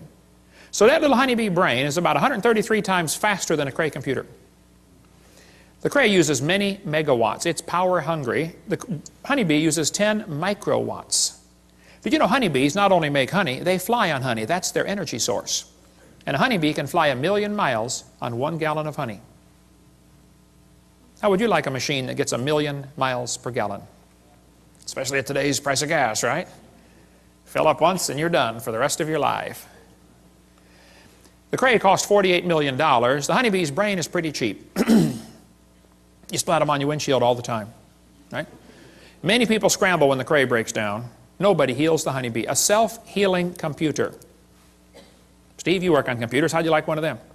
Something crashes, reconfigures itself, fixes it all up, no problem. Cray weighed 2,300 pounds. Honeybee's brain doesn't weigh too much. So what should we conclude? Let's see, the supercomputer is huge, it is slow, it is very inefficient, it is power hungry, and it had to be designed. We all know that, right? But did they turn around and look at the honeybee and say, well, that happened by chance? And the brain of a human is a whole lot more complex than a honeybee. For heaven's sake. Your brain can hold more information than the entire British Library. The human brain is phenomenal, okay? You have more computational power in bits per second than the entire national telephone system. One brain surgeon estimated that there are more connections in just one person's brain, there are more connections than the entire electrical system of the United States. How many wires have been connected together in the United States, would you guess, inside every computer and inside every machine and inside every building? Like zillions of them. One brain has more than that. One professor told me that he believed in evolution, and I said, well, sir, do you believe your brain is nothing but 3 pounds of chemicals that got together by chance? He said, yeah. I said, then how can you trust your thoughts and the conclusions you come to? Maybe you got a chemical in there backwards. He did, by the way, several actually. But then they tell the kids, well, DNA is pretty tiny, but that proves evolution. That's what this textbook says. We have evidence of evolution from molecular biology. Darwin speculated all forms of life are related. This speculation has been verified. They are lying to your kids. Nothing about DNA has helped with the evolution theory at all. DNA, which stands for deoxyribonucleic acid, is the most complex molecule in the universe. Unbelievably complicated molecule. That little DNA molecule, average person has 50 trillion cells in their body with 46 of those little molecules in each cell. 46 chromosome strands in each cell of your body. If you extracted all of it, it would only fill about 2 tablespoons.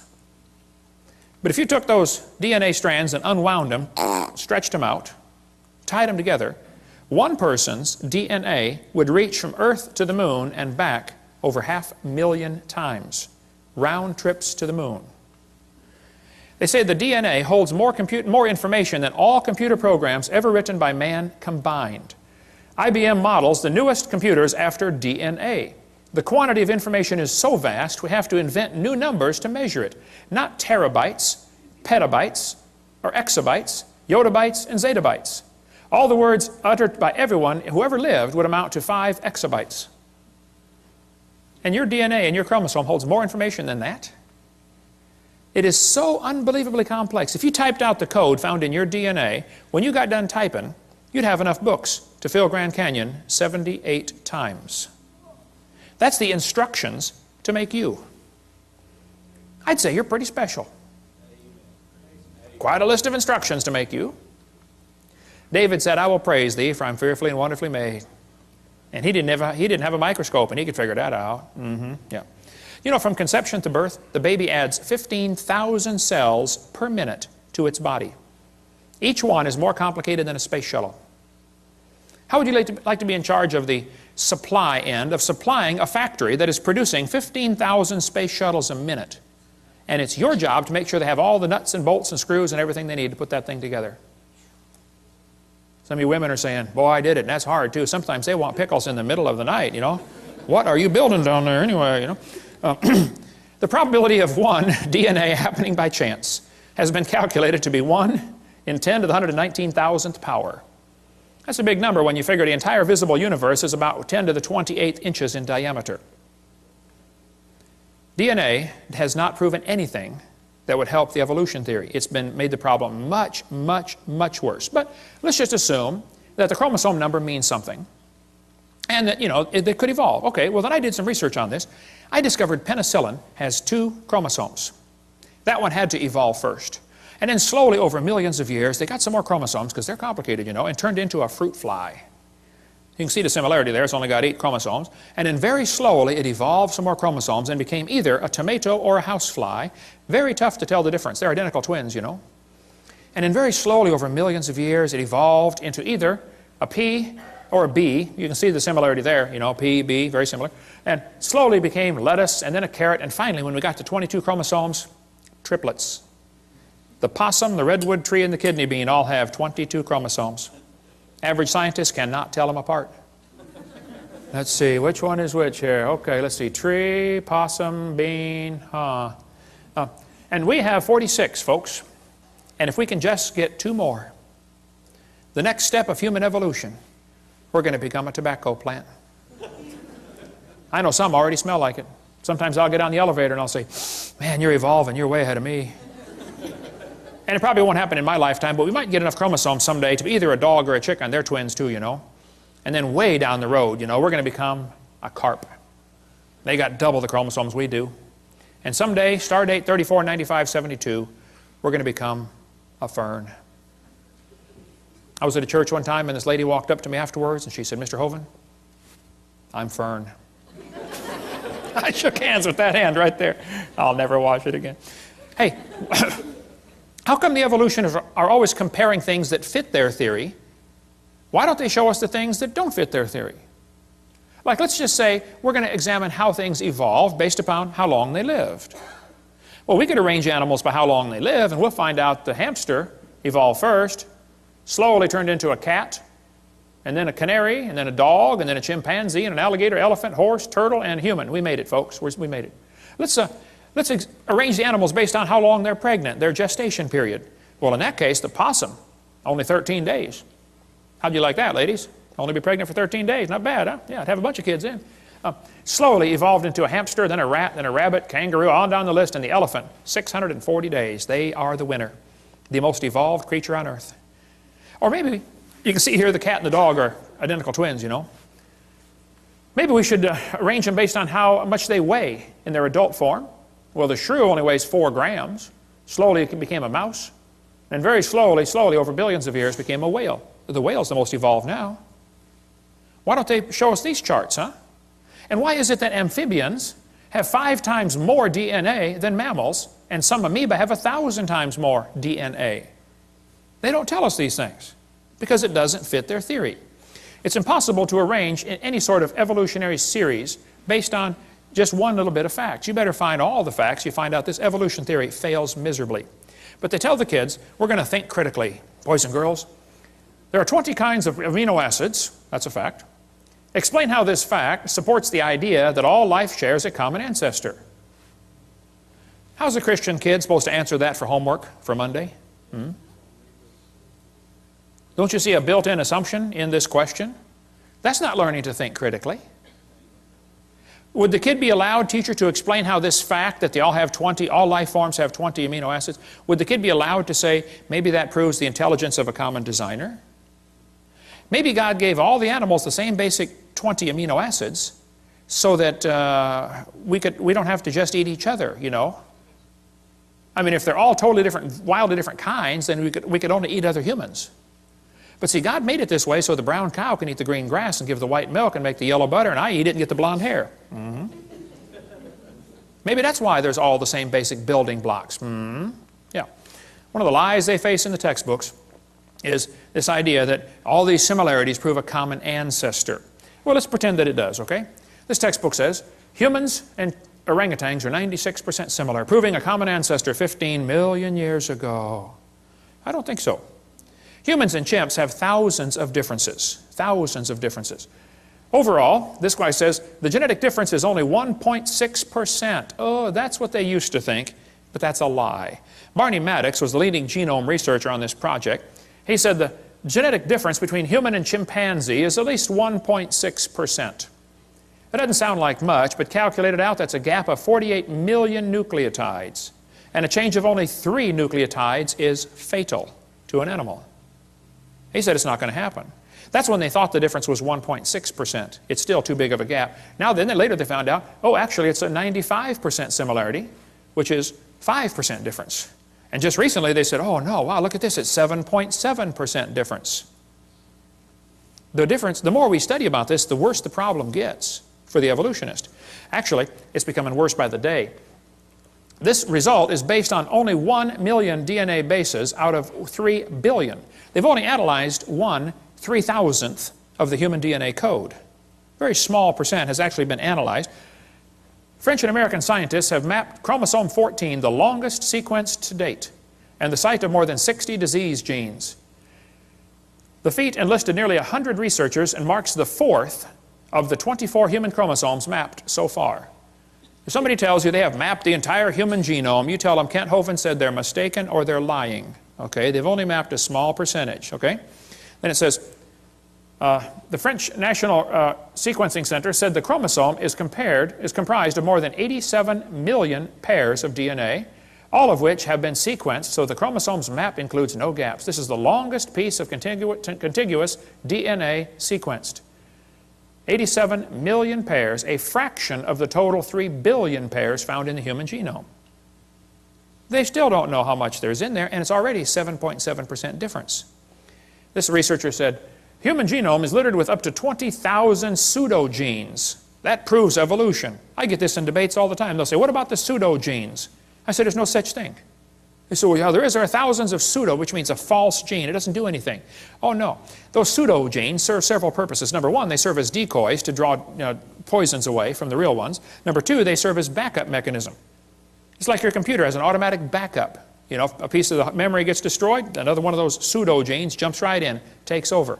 No, there's not. They took out some of the pseudogenes to see what would happen. They said, well, the mouse doesn't need these things. Let's take them out. And there's how they turned out. They were deformed terribly. No such thing as a pseudogene. The pseudogene may function as a decoy to lure away destructive enzymes. Discover Magazine of '03. We could spend all day on DNA sequencing, but you know, it could be. We have similar DNA to other animals because we have the same designer.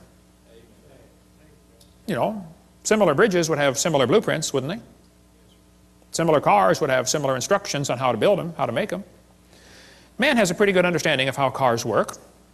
My daddy started us boys off working on cars when we were, 7 years old. I've had 128 cars, I believe. I've rebuilt the motors, the transmissions, the wobulator shafts, the differentials, the high-speed Canuten valves, and the muffler bearings. I have a pretty good understanding of how cars work. But understanding the operation of a car does not explain the origin of the car. Big difference. See?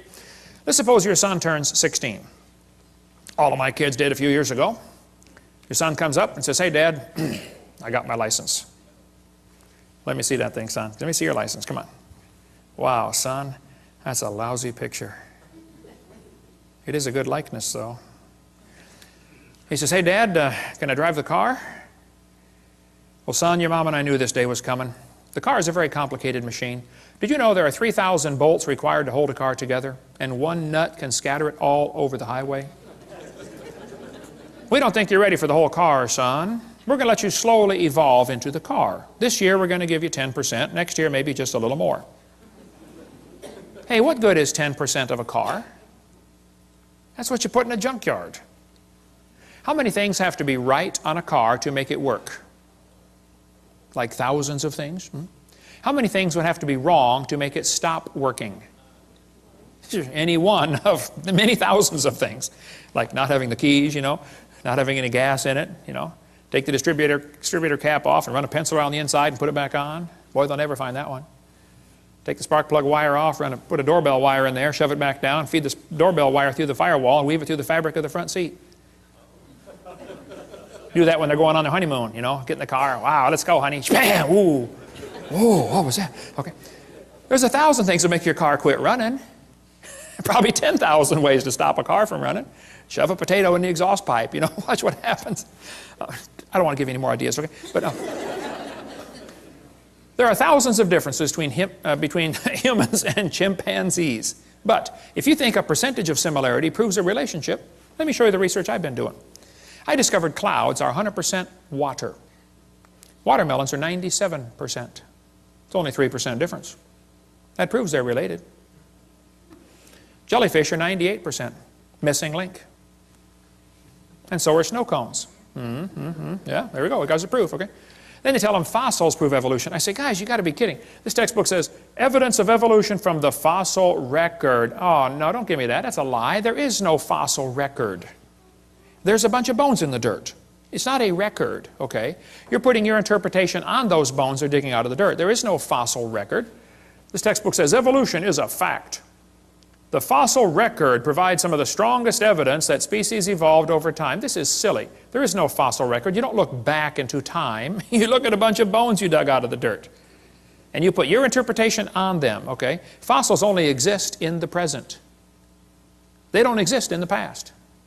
I mean, you're digging them up and it's 2005, okay? You can't say, wow, this fossil is 40 million years old. You don't know that.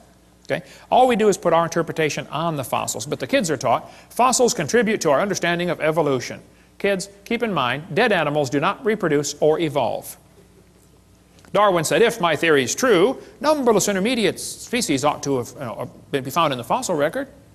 Well, I'm sorry. This guy said, since Darwin, many of these links have been found. Oh, they are lying to you. No missing links have been found.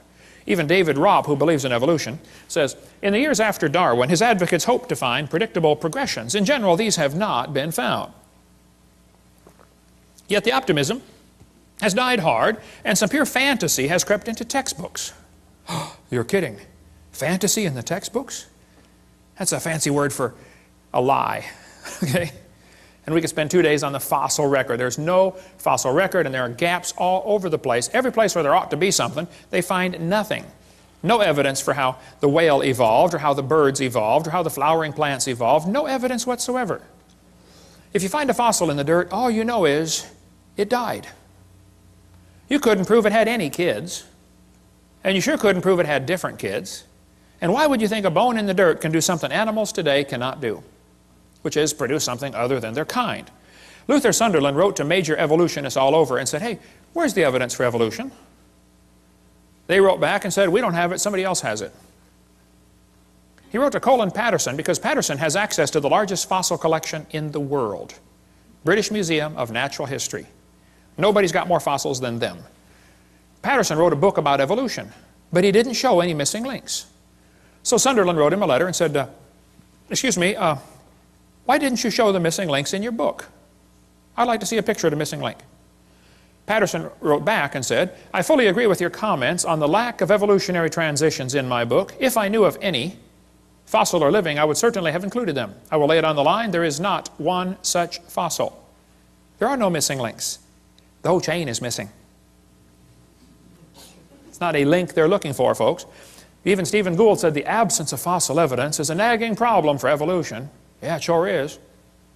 Stephen Gould died with a set of my videos on his shelf in his library. I hope he watched them. I donated them to him years ago, way before he died. Hopefully he watched them and got saved. I don't know. So Niles Eldridge and Stephen Gould have kind of resurrected the punctuated equilibria idea that came actually from Richard Goldschmidt. Goldschmidt said, the first bird hatched from a reptilian egg. They got so frustrated looking for missing links, they couldn't find any. They said, well, this just proves evolution happened quickly. Oh, I see, yeah. And this bird that hatched from the reptile egg, excuse me, who did it marry? Don't you have to have two in the same place of the opposite sex? I mean, what if you get two males? And don't they have to be at the same time in history? What if one's born just 10 years before the other one? Ah, just missed it.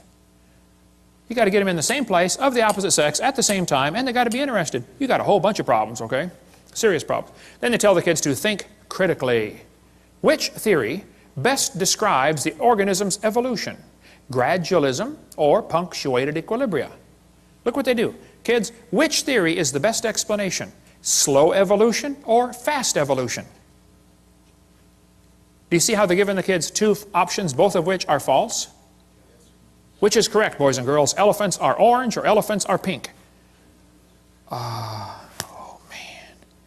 Mom, what should I write for this one? I don't know, honey. Go do your homework. They're neither one. You realize how frustrating this is for Christian kids to go through public schools and have this kind of stuff day after day after day, and how it wears at their faith? And they finally just start giving the evolution answers. And 75% of the kids from Christian homes are being destroyed and losing their faith going through these public schools. That's not thinking critically. This textbook says, which is correct, boys and girls? Did evolution happen gradually or in short leaps and punctuated equilibria? They give them two options. Evolution happened slowly or evolution happened quickly. These guys are not capable of thinking outside the box. It didn't happen at all. Is that an option? But I guarantee if a kid puts it didn't happen at all on his test question, the teacher's going to count it wrong. I debated Dr. Pigliucci from Knoxville, Tennessee, UT Knoxville. I said, Dr. Pigliucci, you've studied and taught evolution of plants for 10 years. You've received $650,000 in grant money to study the evolution of plants. What's the best evidence you know of for evolution? That was my question. His answer was, the evolution of whales. I said, just exactly what kind of plant is a whale anyway? Yeah. He said, the hippo is evidence for evolution because it's in the process of adapting to an aquatic way of life. Hippo is proof for evolution because it likes to go in the water. Wow, I like to go in the water too. What's that mean? Evolution's a shell game. Everybody thinks that somebody else has the evidence. The biologist says, oh, we don't have it. The geologist has it. The geologist says, oh, we don't have it. The anthropologist has it. It's a shell game with one major difference. You know how they put the P down there and try to get you confused, you know, which one has the P? The difference is there's no P under any of them. Nobody has the evidence. Nobody. They're all lying. They say, what about horse evolution?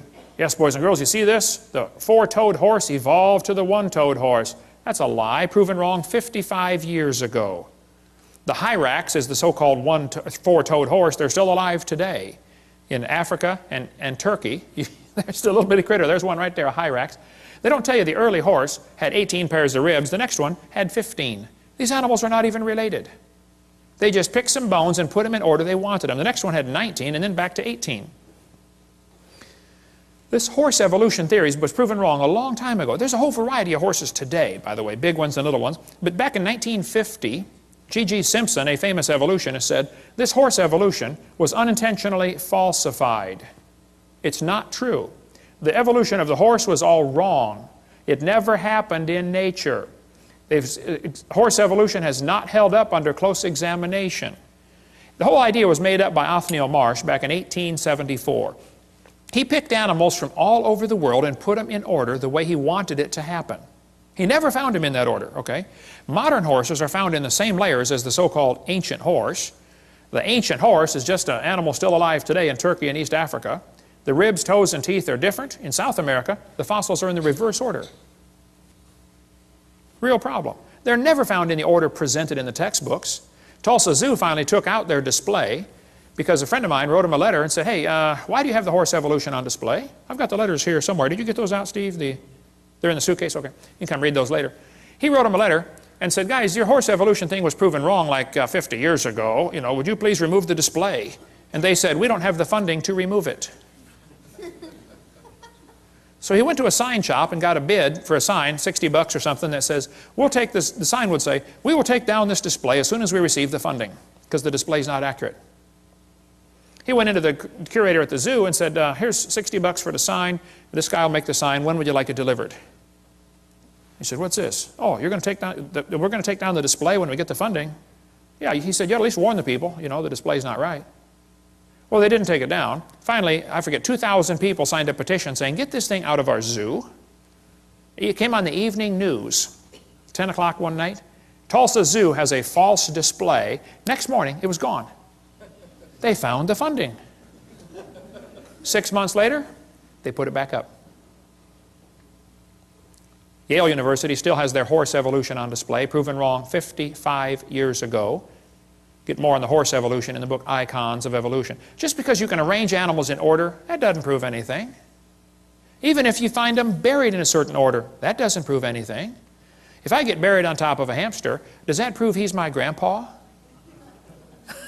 No. Order of burial means nothing. But if you think you can arrange things and that somehow proves something, okay. I've been doing a lot of research on the evolution of the fork. I've pieced together fragmentary evidence for a long time. I believe, after studying this very intently, that the knife evolved first. Slowly, over millions of years, great geological pressures squeezed it and made it concave on one side, convex on the other, and squeezed it into a spoon. And then slowly, erosion cut grooves into the end and turned it into a fork. I knew I was onto something here, but I felt like I had a missing link, particularly between the spoon and the fork. I just couldn't find it. Till one day I was flying to Connecticut on U.S. Air. I was 30,000 feet off the ground, and the stewardess walked down the aisle and just handed me the missing link. I don't think she knew what she had, but my trained scientific eye picked it up right away. I said, wow, this is it. I've got it. I stuck it in my pocket. Later that day, I went to Popeye's Chicken and found another one. There they are, folks, the missing links. So the evolution of silverware is nearly complete. Of course, we got a few mutants along the way, didn't quite survive for some reason, you know. And of course, people found out I was doing research on this. They all wanted to be famous, you know, so they tried to get in on the glory. They sent me their research. This one was an obvious fork head on a spoon handle. I mean, look, it didn't get by me. I caught it right away, you know. They don't get stuff. I don't fall for stuff like that. Even the races, of course, evolved over the along the ways. But look, if you want to arrange things, you can turn a cat to a cot to a dot to a dog by changing one letter at a time. You can play with this for a while, turn yourself into a fool when you're done. They say dinosaurs turned to birds. There are very few ideas as dumb as this one. The Bible says God made the birds on day 5. He made the reptiles on day 6. Evolution says reptiles came first and then the birds. You know, everything about evolution is backwards to the Bible. Everything. But this article says, dinosaurs alive as birds, scientist says. Oh, wow, scientist says. Well, that proves it right there. Just like it gives some kind of authority. Wow, scientist says. This is absurd. Everything about the bird evolution is baloney, okay? Archaeoraptor was listed in 1999 as the missing link. Yes, boys and girls, breaking news, National Geographic, we found the missing link. They had a whole big article about the missing link has been discovered. Then a couple months later, oops, it was proven wrong. You know, everything about these feathered dinosaurs has been proven baloney. But guess what? They're still teaching it. Here's a whole book, The Feathered Dinosaurs of China. Well, you just got this recently? Why would they still be teaching something that's been proven wrong for 5 years? All this feathered dinosaur stuff is baloney. It's all baloney. We cover more on that in one of the debates I did. I forget which one, but they say birds are descendants of dinosaurs.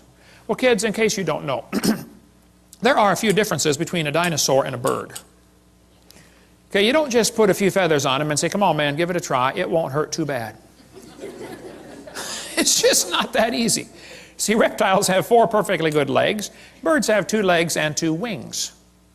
So if his front legs are going to change to wings, somewhere along the line they're going to be half leg and half wing.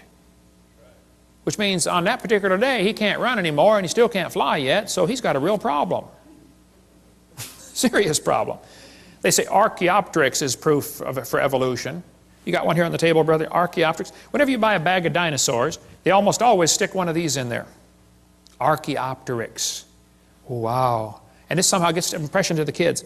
Wow, we got proof that dinosaurs turned to birds. Here's one here with feathers on it. They're lying. It's still in the textbooks. I mean, today, about Archaeopteryx, and it's been proven years ago, Archaeopteryx was just a bird, a perching bird. Alan Fiducia, who believes in evolution, says it's not a missing link. It had the right features for flight. All the features of the brain were for flight, okay?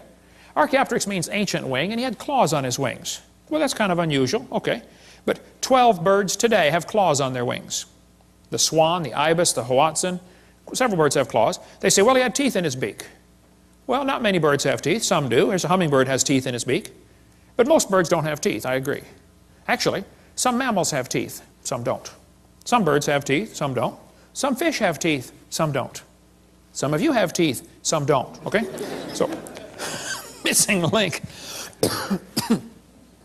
The Chinese dino bird was a forgery, and we don't have time to cover all that today, but we give lots more on that on the, one of the debates I did. It's true feathers and scales are both made of keratin, same building block, that's true.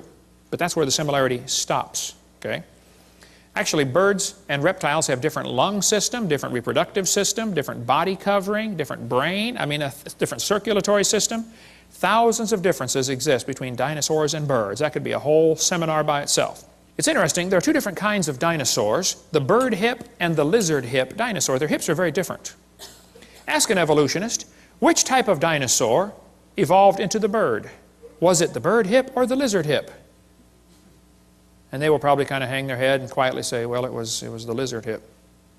Oh, so now the hip's got to turn around backwards too. In addition to the billions of other changes you got to make, there's no evidence of how dinosaurs evolved to birds. None. 0. So who's right? Well, Richard Dawkins said, it's absolutely safe to say if you meet someone who claims not to believe in evolution, that person is ignorant. stupid or insane or wicked. Sounds like he's open for a discussion. When I went to England, we tried everything to get to debate Richard Dawkins. He refused. He hung up on my secretary. His secretary hung up on me when I called back. Jesus said, you shall love the Lord your God with all your mind. There's no mental reason to reject Christianity. It's a logical deduction to say, hey, there must have been a designer. You see something complicated like this world, you say, hey, it must have been a designer. Evolution's not a fact. It's not even a good theory. It's not even a hypothesis. It's a metaphysical research program. Julian Huxley said, I suppose the reason we leapt at origin of species was the idea of God interfered with our sexual mores. We don't want God telling us what to do. Evolution is a religion. Even Michael Ruse said that. He said, I'm an ardent evolutionist and an ex-Christian. But I must admit that in his one complaint, Mr. Gish is but one of many to make it. The literalists are absolutely right. Evolution is a religion. This was true of evolution in the beginning, and it's true of evolution still today. We believe in evolution because the only alternative is creation. And that's right. That is the only alternative. One Russian atheist astronomer came over here to America, and he was speaking at the university, and he said, folks, either there is a God or there isn't. I thought, wow, now that's a brilliant conclusion to come to. But then he said, both possibilities are frightening. I thought, wow, now that is a brilliant statement. See, if there is a God, we better find out who He is and find out what He wants and do what He says. If there is no God, we're in trouble. We're hurtling through space at 66,000 miles an hour and nobody's in charge. That's a scary thought. Even one famous scientist said, this evolution, transformationism, is a fairy tale for adults.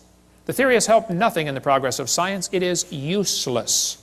Even if evolution theory is true, it's useless. It's of no value to science whatsoever. Evolution is a kind of dogma which its own priests no longer believe, but which they uphold for the people. Even most scientists don't believe in this, but they're afraid of losing their job or their research grant money, or they're afraid of peer pressure. No different than a fifth grader afraid what the other fifth graders think of them. We got college professors out there teaching these lies that I've covered just because they have to, because that's their job. Muggeridge said, I'm convinced the theory of evolution will be one of the great jokes in the history books of the future. Satan is a liar. And everything about this theory is based on lies. Even Thomason said, these evolution, people who go about teaching evolution are great con men. The story they are telling may be the greatest hoax ever. We do not have one iota of fact to support this evolution theory. So Fred Hoyle, the famous astronomer, said, well, life is so complicated, it could not have evolved on Earth, so it must have come from outer space. Well, duh. All that does is postpone the problem. How did it happen out there? This guy says, evolution is a light which illuminates all facts. All lines of thought must follow. This is what evolution is. Well, Pierre de Chardin, the Catholic priest that got most of the Catholics to believe in evolution, including the Pope, who's 3 times now said, we believe in evolution. Pierre de Chardin is one of the guys responsible for the great Piltdown hoax. He's a liar. Absolute bald-faced liar. God's Word is a light. Okay? Not evolution is a light. But if a kid goes 12 or 15 years to school in your school system, how's he going to view the world? Probably like an evolutionist.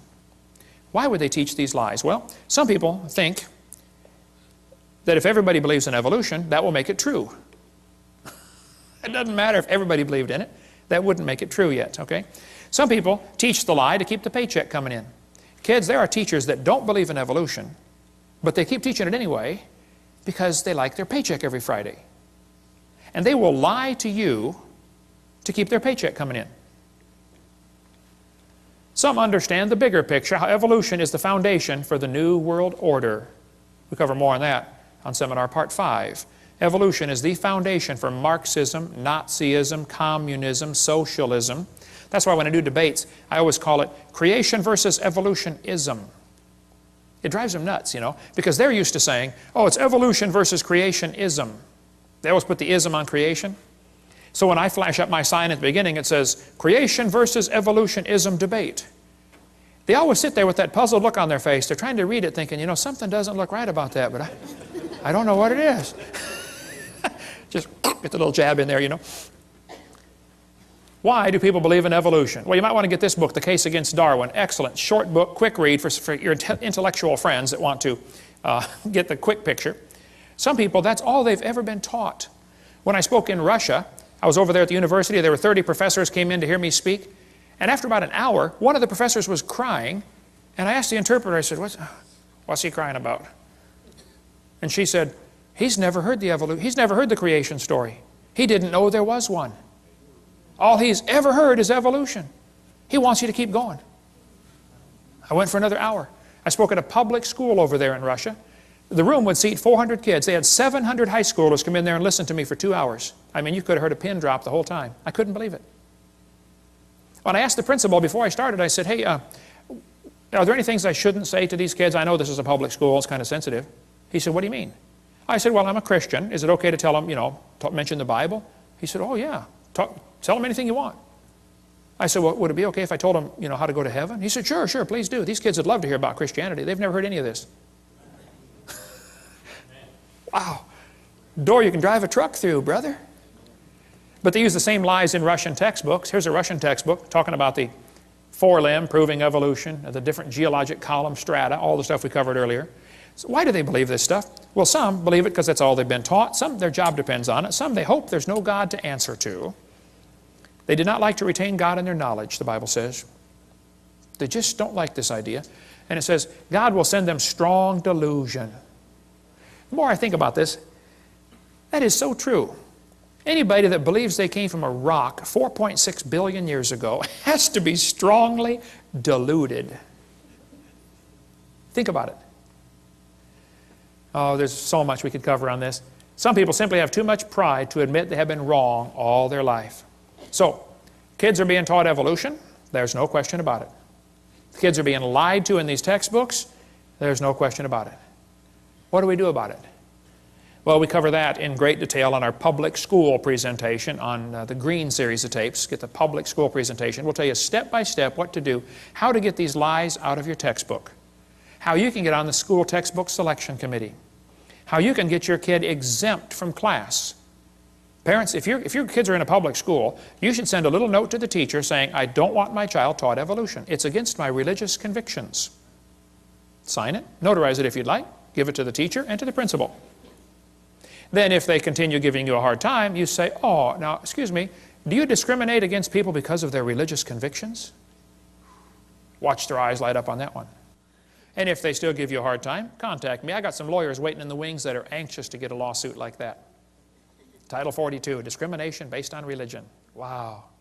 That principal's going to be the garbage collector the next week. I guarantee that principal's going to call that teacher in and say, look, let this kid out of class. Stop teaching evolution. I had one guy call me a couple of years ago. He said, Brother Hovind, my second grade daughter's teacher just called me. And the teacher said, Mr. Jones, whatever his name was, I forget.